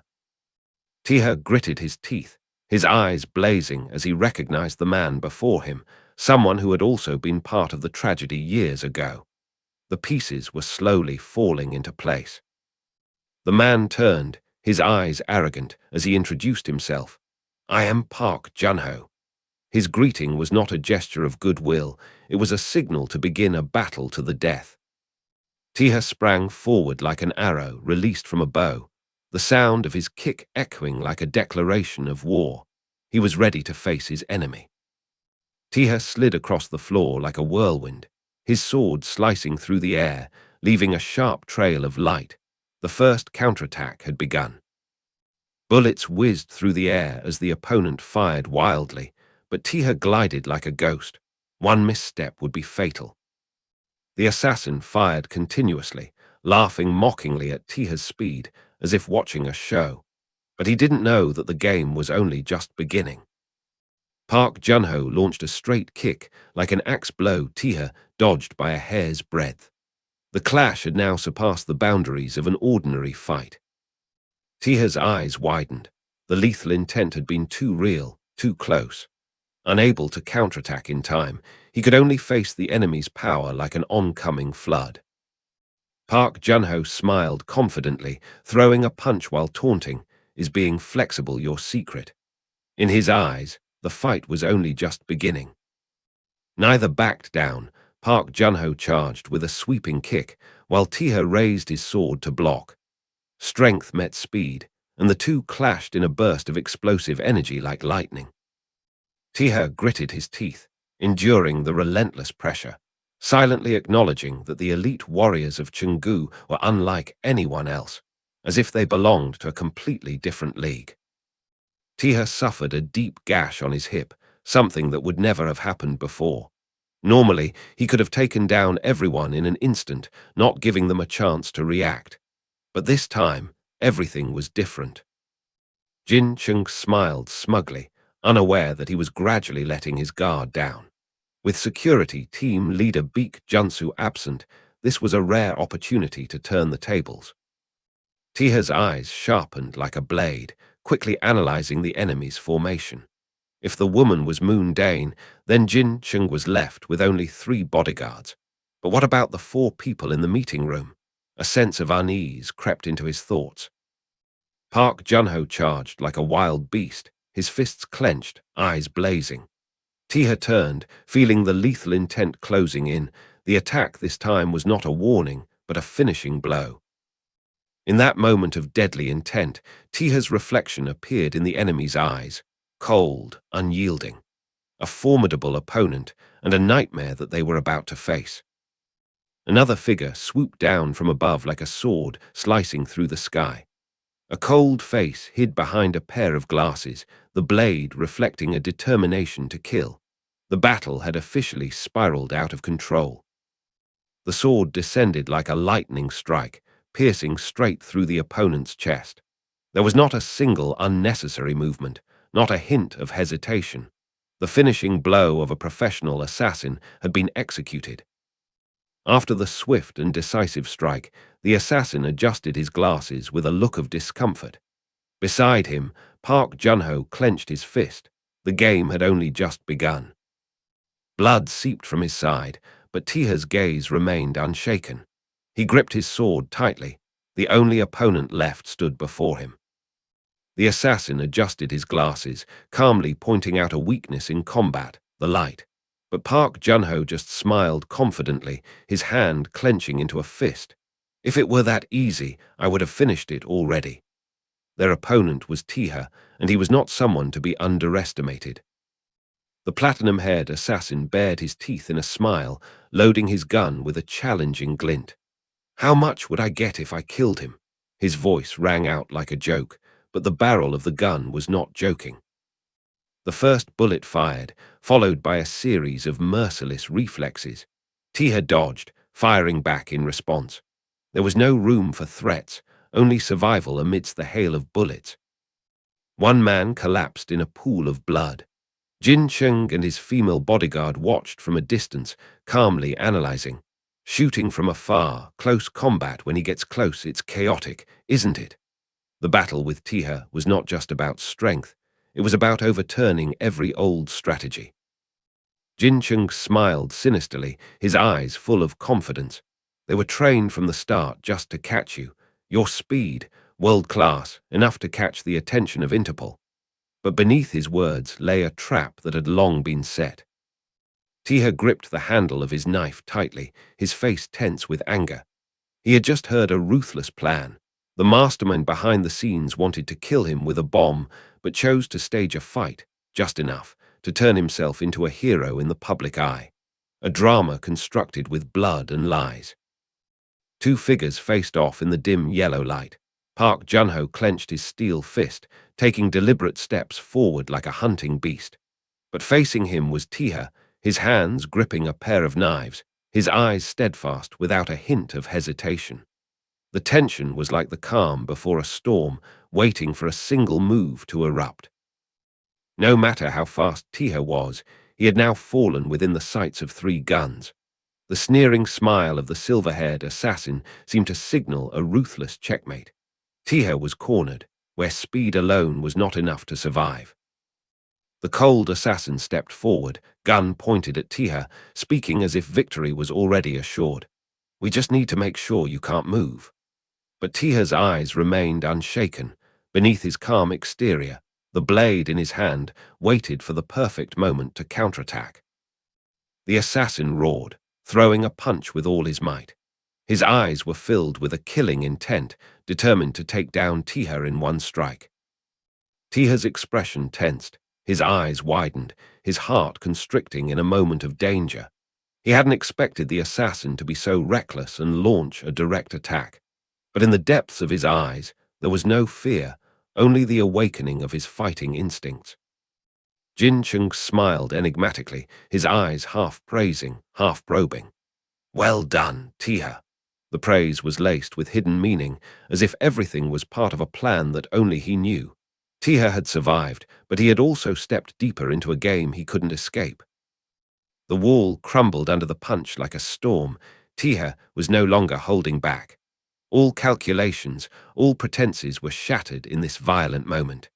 This was no longer a mission, but a clear declaration of war from someone who was once hunted. Taeha recalled 4 years ago. A familiar voice echoed in his chaotic memories. A woman with cold eyes and sharp questioning. "Jin Taeha, what are you trying to do?" To her, Taeha's plan was absurd, but to Taeha at that time, it was the start of a path he couldn't turn back from. A horrific scene painted in blood, corpses nailed to the wall, the room drenched in red. The blonde man standing before this scene merely barked coldly. "I told you to deal with the traitor, not to create art." The punishment had far exceeded its target, revealing the loss of control among the assassins and the ruthless atmosphere surrounding the organization. The bloody scene was too much for them to bear. The brown-haired woman cursed under her breath and vomited a glittering rainbow, a humorously sarcastic reaction. Those behind her couldn't hide their horror either. The interplay between violence and dark comedy left the audience both chilled and forcing an awkward laugh. A voice from behind spoke up, filled with resignation. "How many times has this happened?" Before them lay a blood-soaked scene, with traces of violence on the chairs and carpet. "You could have handled it quietly, at your own pace." The words were a gentle rebuke, tinged with helplessness, as if they had witnessed such chaotic works many times before. 2 guards stood listlessly among the stacked containers, sunlight streaming down from the clear sky. With vacant expressions and bulging bellies, they were completely off guard. Still holding their guns, their lazy postures revealed they had not anticipated the storm quietly approaching. The guard bent down, patting the boy's shoulder as if soothing a living commodity. But his shifty eyes and twisted smile couldn't hide his true nature. They didn't consider the boy human. Taeha stood straight, his back rigid and his gaze cold. But beneath the silence, anger had begun to smolder. The woman spoke up, her eyes as sharp as a blade. Lorenzo didn't treat you poorly, so I understand why you feel betrayed. But her tone wasn't comforting. It was a warning. If you keep killing people so brazenly, you'll only make more enemies. She turned to leave, her cold voice echoing back. For your master, for the Salerno family, never cause such chaos again. The words were both a warning and an unchallengeable reprimand. Taeha lowered his head in silence. His eyes sank into an endless white space, not quite submission, but restraint. A spark of anger quietly took root beneath his calm exterior. Her cold eyes glanced over Taeha without a hint of emotion. Her voice was soft but cutting. And I don't want to know, even if you actually do it. She didn't need reasons. She only needed results. In the blood-stained room under the crimson sunset, Taeha stood silently, still gripping the blood-stained blade. She turned back, her eyes questioning and cautious. What is it? Her voice was as sharp as a knife, shattering the deadly atmosphere. Taeha stood still, gazing at the pool of blood at his feet, his eyes unwavering. For him, this was more than just a lesson. It was a brutal reminder. In this world, betrayal never ends peacefully. A traitor didn't just need to die. They needed to die in a terrifying way, so that the echo of their evil would spread like a plague. This was how the Salerno family instilled fear, by distorting the truth, amplifying the tragedy, and turning it into a cautionary tale for all who remained. Taeha stepped out of the darkness, the light casting a glow on the small bloodstain from the blade. His voice was cold and unwavering. This way, they won't dare betray us again. If not, I'll personally hunt them down, one by one. He was no longer the boy he once was. Taeha had become a living warning to the entire underworld. She looked down at Taeha, her eyes a mix of surprise and helplessness. So you chose to kill them in the most horrific way, just to avoid killing more. Her voice was tinged with bitterness, as if she understood, but couldn't accept it. The room seemed to sink into the gloomy atmosphere of a sacrificial ritual. 3 people stood in the only beam of light, while the surrounding corners were swallowed by darkness and blood-red shadows. Their gazes were cold and solemn, like those who had grown accustomed to such brutal scenes. Taeha stood motionless in the white light, his face calm and his eyes seemingly filled with contradictions. While those around him were steeped in blood and anger, he remained spotless, a face untainted by blood, yet speaking of horrors like one who had stepped out of the depths of Phlegethon.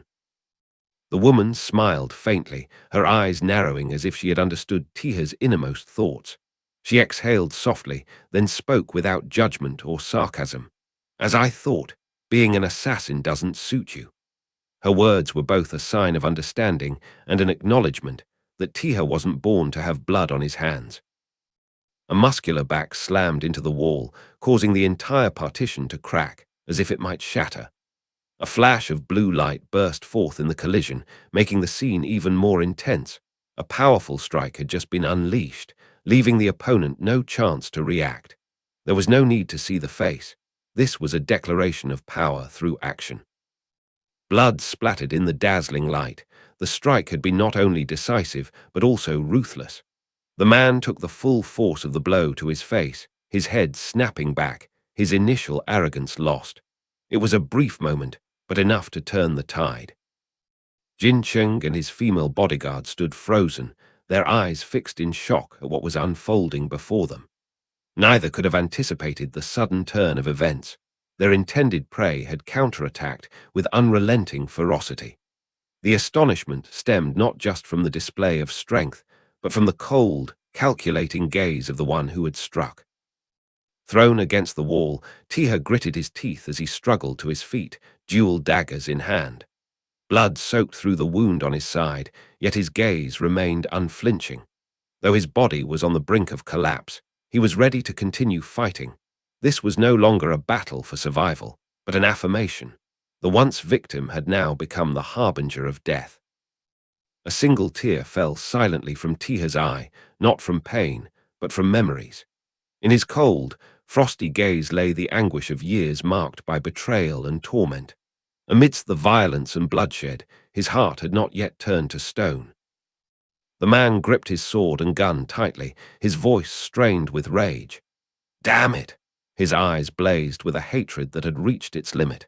Faced with such fury, he knew, this battle would leave no room for hesitation. Taeha charged forward like lightning, his daggers slicing through the air in an instant. Blood splattered across the cold, grey floor.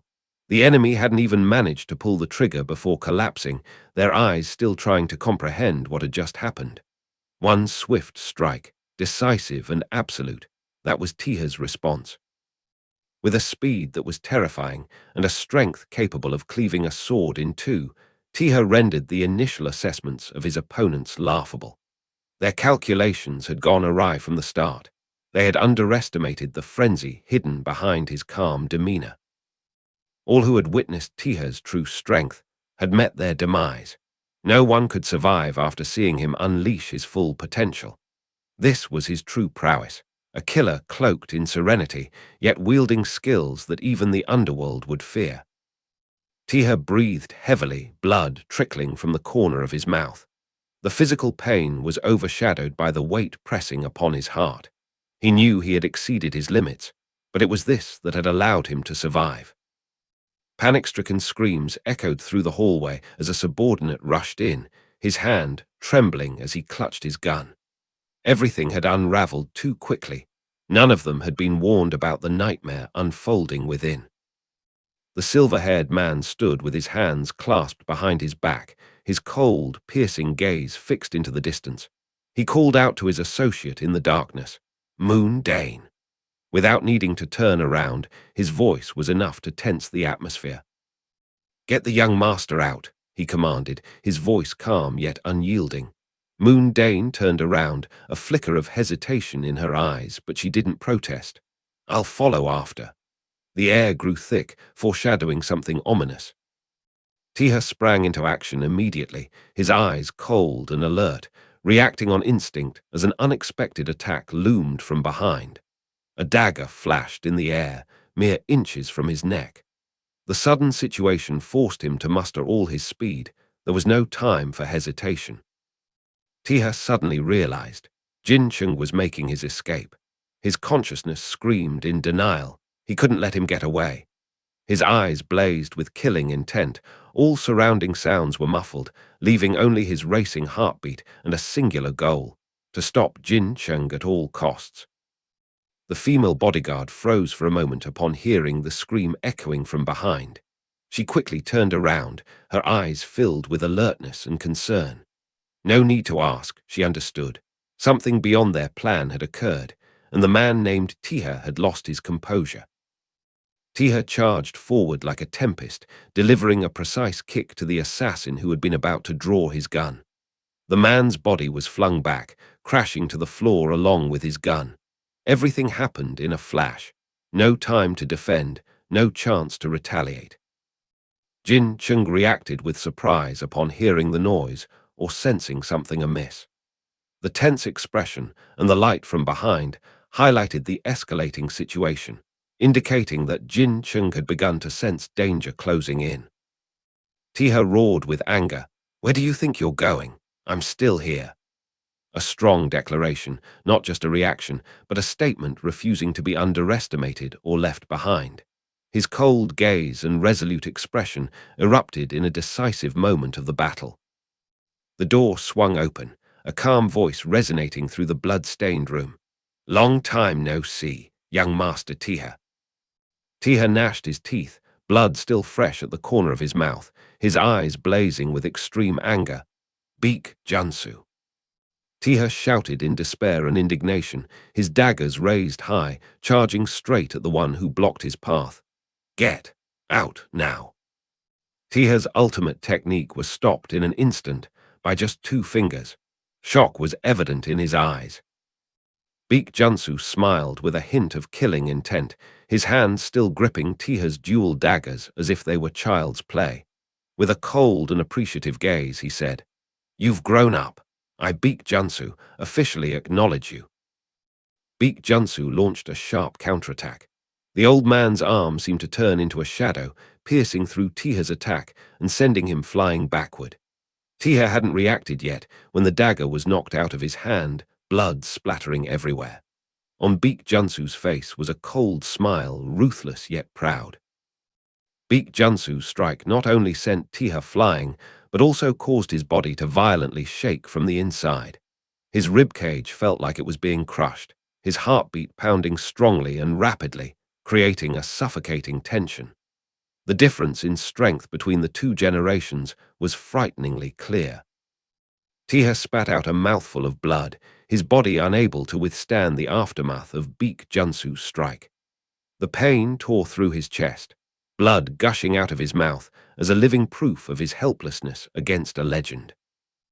Baek Junsu gripped the dagger tightly, his cold eyes flashing with a hint of pity.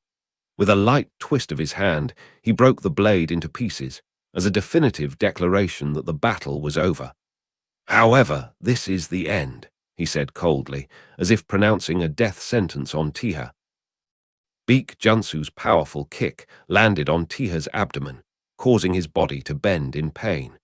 Without any hesitation or mercy, only the absolute superiority of a seasoned killer over a young man still driven by a desire for revenge. The strike sealed the end of Taeha's last hope for resistance. Taeha's body rolled on the floor, blood staining the area as a testament to the brutal kick. Baek Junsu stood there, calm as if everything was predetermined. No words were needed. His cold gaze was enough to plunge the surroundings into a deadly silence. A one-sided battle was nearing its end. Baek Junsu paused, his eyes narrowing in confusion as he noticed a tear in his sleeve. Although it was just a small cut, it was enough to make the man who had declared the battle is over take a second look. A flash of surprise, and perhaps admiration, crossed his eyes. Baek Junsu stepped forward, coldly calling out, "Get up, Haejeong Junhyuk, I know you're still alive." There was no pity or hesitation in his eyes, only contempt for someone trying to play dead in front of him. Blood still stained the floor, but Junsu wasn't concerned. To him, the game was just beginning. Haejeong Junhyuk sprang up with an awkward smile, scratching his head sheepishly. "Whoa, Tilda, I was so scared I almost died, Tilda." His tone was light, as if the life-or-death battle just now was just a joke. But behind his playful eyes was a vigilance that hadn't diminished. He knew the person he was facing wasn't someone to be taken lightly. Baek Junsu turned his back and walked away, his calm voice echoing down the blood-stained hallway. "This place is about to blow. Get Moon Yeongmin out." Without looking back, he gave the order as if everything was under his control, no longer just a killer, but the one deciding the outcome. Taeha was thrown to the floor like a discarded object, lying motionless in the vast room. The angry gaze was gone, replaced by distant screams and an encroaching cold silence that was gradually swallowing all sound. Baek Junsu walked slowly into the night, the wind from the helicopter's rotors swirling his clothes. Without looking back or showing any attachment, the man had concluded a purge. On the quiet helicopter cabin, Jin Chung sat comfortably as if nothing had happened. He asked briefly, and Baek Junsu responded decisively, a cold-blooded man leaving no trail, ready to erase everything once they took off. Jin Chung urged hastily, his face excited, as if he had just escaped a thrilling game. Baek Junsu remained calm, ordering the helicopter to take off with a voice that didn't waver. The aircraft began to shake, carrying the two men behind the bloodshed away from the scene. Baek Junsu calmly put on his headphones, his eyes still cold as usual. With a simple command, he ordered the cabin door to be closed, as if he was afraid of dust, not the crimes behind. Jin Chung smiled excitedly, his eyes gleaming with madness. He didn't want to leave, not before witnessing the hellish scene he had been waiting for. The helicopter began to take off, its rotors swirling in the night. The door still open, Jin Chung stood still, gazing down at the ground, a place that was about to turn to ashes. Jin Chung stood leaning against the helicopter's doorframe, his tie fluttering in the wind. A triumphant smile was evident on his face. The moment of revenge he had been waiting for had finally arrived. The mansion appeared under the cold moonlight, surrounded by high walls and silent trees. Jin Chung stood from afar, his hateful gaze piercing through the darkness. "This damn house," he hissed. This was the place that had imprisoned his childhood, where all his nightmares began. Sitting across from each other in the secluded cabin, Jin Chung shed his mask. His voice was icy, always preaching about family, about bloodline. It's all just a lie. Beside him, Moon Dane remained silent, just listening. The truth is, they fear losing power. That's why they cling to it with blood, not with faith. Taeha screamed in despair, his voice tearing through the space that was gradually being consumed by the helicopter's engine noise. His eyes blazed with anger and helplessness, as if trying to hold on to everything. But the figure had already left, without looking back. Baek Junsu sat calmly in the helicopter cabin, his cold eyes fixed ahead. Beside him, Moon Dane gripped her seatbelt tightly, listening silently. Baek Junsu's voice came out heavy, sarcastic. "Family, kinship, it's all just a lie." He asserted that the so-called bloodline was merely a cover to maintain power. The air in the cabin sank, reflecting the bitter reality of a world where even blood ties were exploited for political gain. A moment that clearly reflected Jin Chung's cold nature and arrogant attitude after witnessing the fate of someone he deemed weak and pitiful. Jin Chung smiled triumphantly, straightening his tie as if declaring victory. After all the calculations, he was now unapologetically ambitious. He would personally change the Chunggu group with blood, power, and betrayal. The Chunggu mansion was engulfed in a sea of flames. A deafening explosion tore through the night, permanently erasing all traces of the old generation.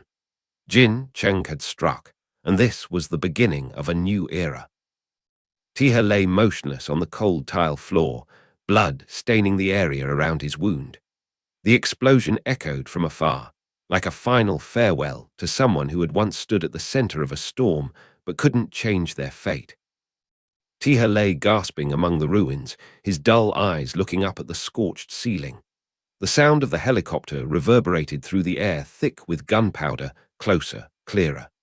In the depths of his eyes, a glimmer of light flickered, on the boundary between life and despair. The last glimmer of light in Taeha's eyes. Despite his shattered body and unceasing bleeding, his will to survive hadn't extinguished. He gritted his teeth, reassuring himself it wasn't too late. The chance for revenge, the chance to live wasn't over yet. From amidst the sea of flames and corpses, Taeha suddenly launched himself onto the helicopter, his hand clenching a blood-stained knife. Under the fiery glow reflecting from the explosion, his back seemed to transform into a demon risen from the dead, accompanied by a scream that tore through the sky. No one was to leave without paying the price. At the edge of the helicopter cabin, Jin Chung stretched, breathing out in relief amidst the fiery wind, as if the hellish scene behind was just a gentle breeze. In the light of the flames below, his smile became twisted, radiant yet venomous to the point of being terrifying. From the midst of the fiercely erupting flames, Taeha shot onto the helicopter like a surviving arrow. Amidst the earth-shattering explosion, he still managed to utter a cold remark, as if he had orchestrated the destruction behind him. Taeha charged into the helicopter cabin in an instant, his eyes still burning with fury. Ahead of him, Jin Chung still wore a triumphant smile, ordering the helicopter to head towards the headquarters urgently, completely unaware of the deadly threat that had just survived hell and was right behind him. The knife blade pierced through Jin Chung's calf in a flash, blood spurting out to stain his white pants red. The sudden pain cut off the arrogant smile still on his face. Jin Chung's scream tore through the air, his face distorted in pain and horror. Blood pulsed with each heartbeat, and fear finally manifested. Baek Junsu and Moon Dane turned their heads simultaneously, their shocked gazes piercing through the helicopter cabin. The cry of "Master" echoed, shattering their pretended calm, for the nightmare from the sea of flames was approaching, bringing with it unprecedented wrath. Taeha rose from the brink of death, his blood-stained hand clenching a dagger that stabbed straight into Jin Chung's thigh. In the flickering light and the swaying helicopter cabin, Jin Chung screamed in terror, but Taeha's eyes had lost all humanity. Taeha screamed, his voice trembling with the pain in his chest and mind. The hand that gripped Jin Chung's neck was not just driven by the hatred of a son who lost his family, but also by outrage against the one who betrayed his own bloodline. The scream tore through the helicopter cabin. Blood splattered everywhere as Taeha's dagger pierced Jin Chung's calf, a counterattack that was unimaginable against the one who had brought despair to both their families. Blood stained half his face, his eyes blazing with hatred. Taeha roared as if tearing through the night sky. A vow of life and death erupted in the burning helicopter cabin. "Jin Chung, I will definitely kill you." Moon Dane quickly drew her gun, moving forward with a determined gaze. She raised her gun, ordering firmly, "Step back." Her voice was not shaky, but urgent. Jin Chung roared in anger, his eyes wild. "Shut up! Give it to me!" He snatched the gun from Moon Dane's hand, not giving her a chance to resist. The situation on the helicopter immediately descended into chaos. Taeha clung to the helicopter door in the night sky, his body covered in blood, but his eyes still burning. However, facing this will to survive, Jin Chung just looked down, laughing disdainfully. "You think you're the protagonist of this story?" As if everything that was happening was within his control. Jin Chung didn't need to hide his arrogance anymore. He aimed the gun straight at Taeha, who was clinging to the helicopter door, his eyes blazing with madness. "Sorry, but you're not the protagonist," he roared, pulling the trigger without hesitation. "I am the protagonist here, you wretch." Each bullet was like a declaration to end the last hope of his challenger. Taeha, his body full of wounds, his shirt stained red with blood, fell freely through the air. The bullets that had pierced his body were still hot, but his eyes remained resolute, burning with determination. His hand clenched the dagger tightly. He didn't collapse, but was just preparing for a final counterattack. Despite gravity and the bleeding wounds, Taeha stretched his hand towards the helicopter that was moving away. Between the night sky and the howling wind, the dagger still clutched in his right hand. His eyes didn't look down into the abyss, but were fixed on the target in the sky. This was not the end. This was the final counterattack. The helicopter shook violently in the night sky as the sound of gunfire suddenly erupted from behind. In the cockpit, the pilot frantically sent a distress signal to Chunggu Hospital. But no one knew the real nightmare was still chasing from behind. Between the dark night sky, two helicopters rushed towards the city. Under the faint moonlight, the shadowy figures were still persistently pursuing, dragging out an unending revenge. Taeha's body plunged downwards like a broken arrow, piercing through the forest canopy in the cold night. No one called out his name now, only the howling wind and the merciless gravity took him. The night wind howled through the dense trees in the quiet neighborhood. No one knew that a life was falling from the sky, bringing with it a silent scream and an unfinished tragedy. The blood-stained body crashed onto the roof edge, leaving a long smear of blood on the cold brick wall. A devastating blow had ended the frantic pursuit in the sky, but the will was not extinguished. Falling from the roof, Taeha's body crashed onto the car roof and rolled like a lifeless corpse on the cold concrete. The impact sounded heavy in the night, but his eyes were still not closed. The hatred had not allowed him to collapse. A soft splash sound echoed through the quiet night, the cold water rippling. Taeha's body had fallen into the small canal after the violent impact, merging into the darkness, where the hatred was still not over.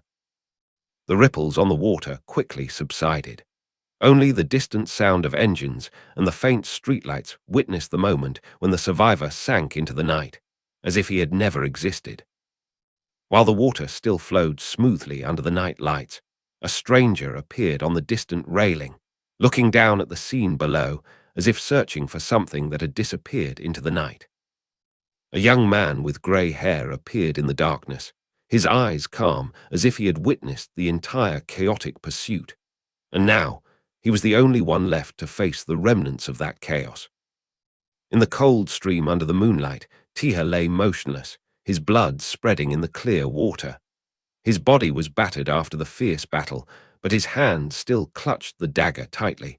The will for revenge had not been relinquished. The grey-haired youth stopped his bike in the deserted night, looking up at the sky filled with dark clouds.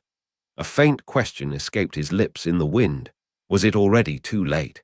His gaze quietly turned towards the stream, where fate had just taken a turn. The grey-haired youth suddenly froze in the middle of the night, his eyes wide with surprise at the faint sound coming from the dark water behind him. The two words that echoed, "Help me," were enough to snap him out of his thoughts, sensing a fragile fate waiting to be grasped. Under the gloomy sky filled with gathering clouds, the grey-haired youth stopped his bicycle on the small bridge. His eyes fell silent, gazing down at the water below, where a faint cry for help had just echoed through the night. The air was suffocatingly silent, as if the world was waiting for his next decision.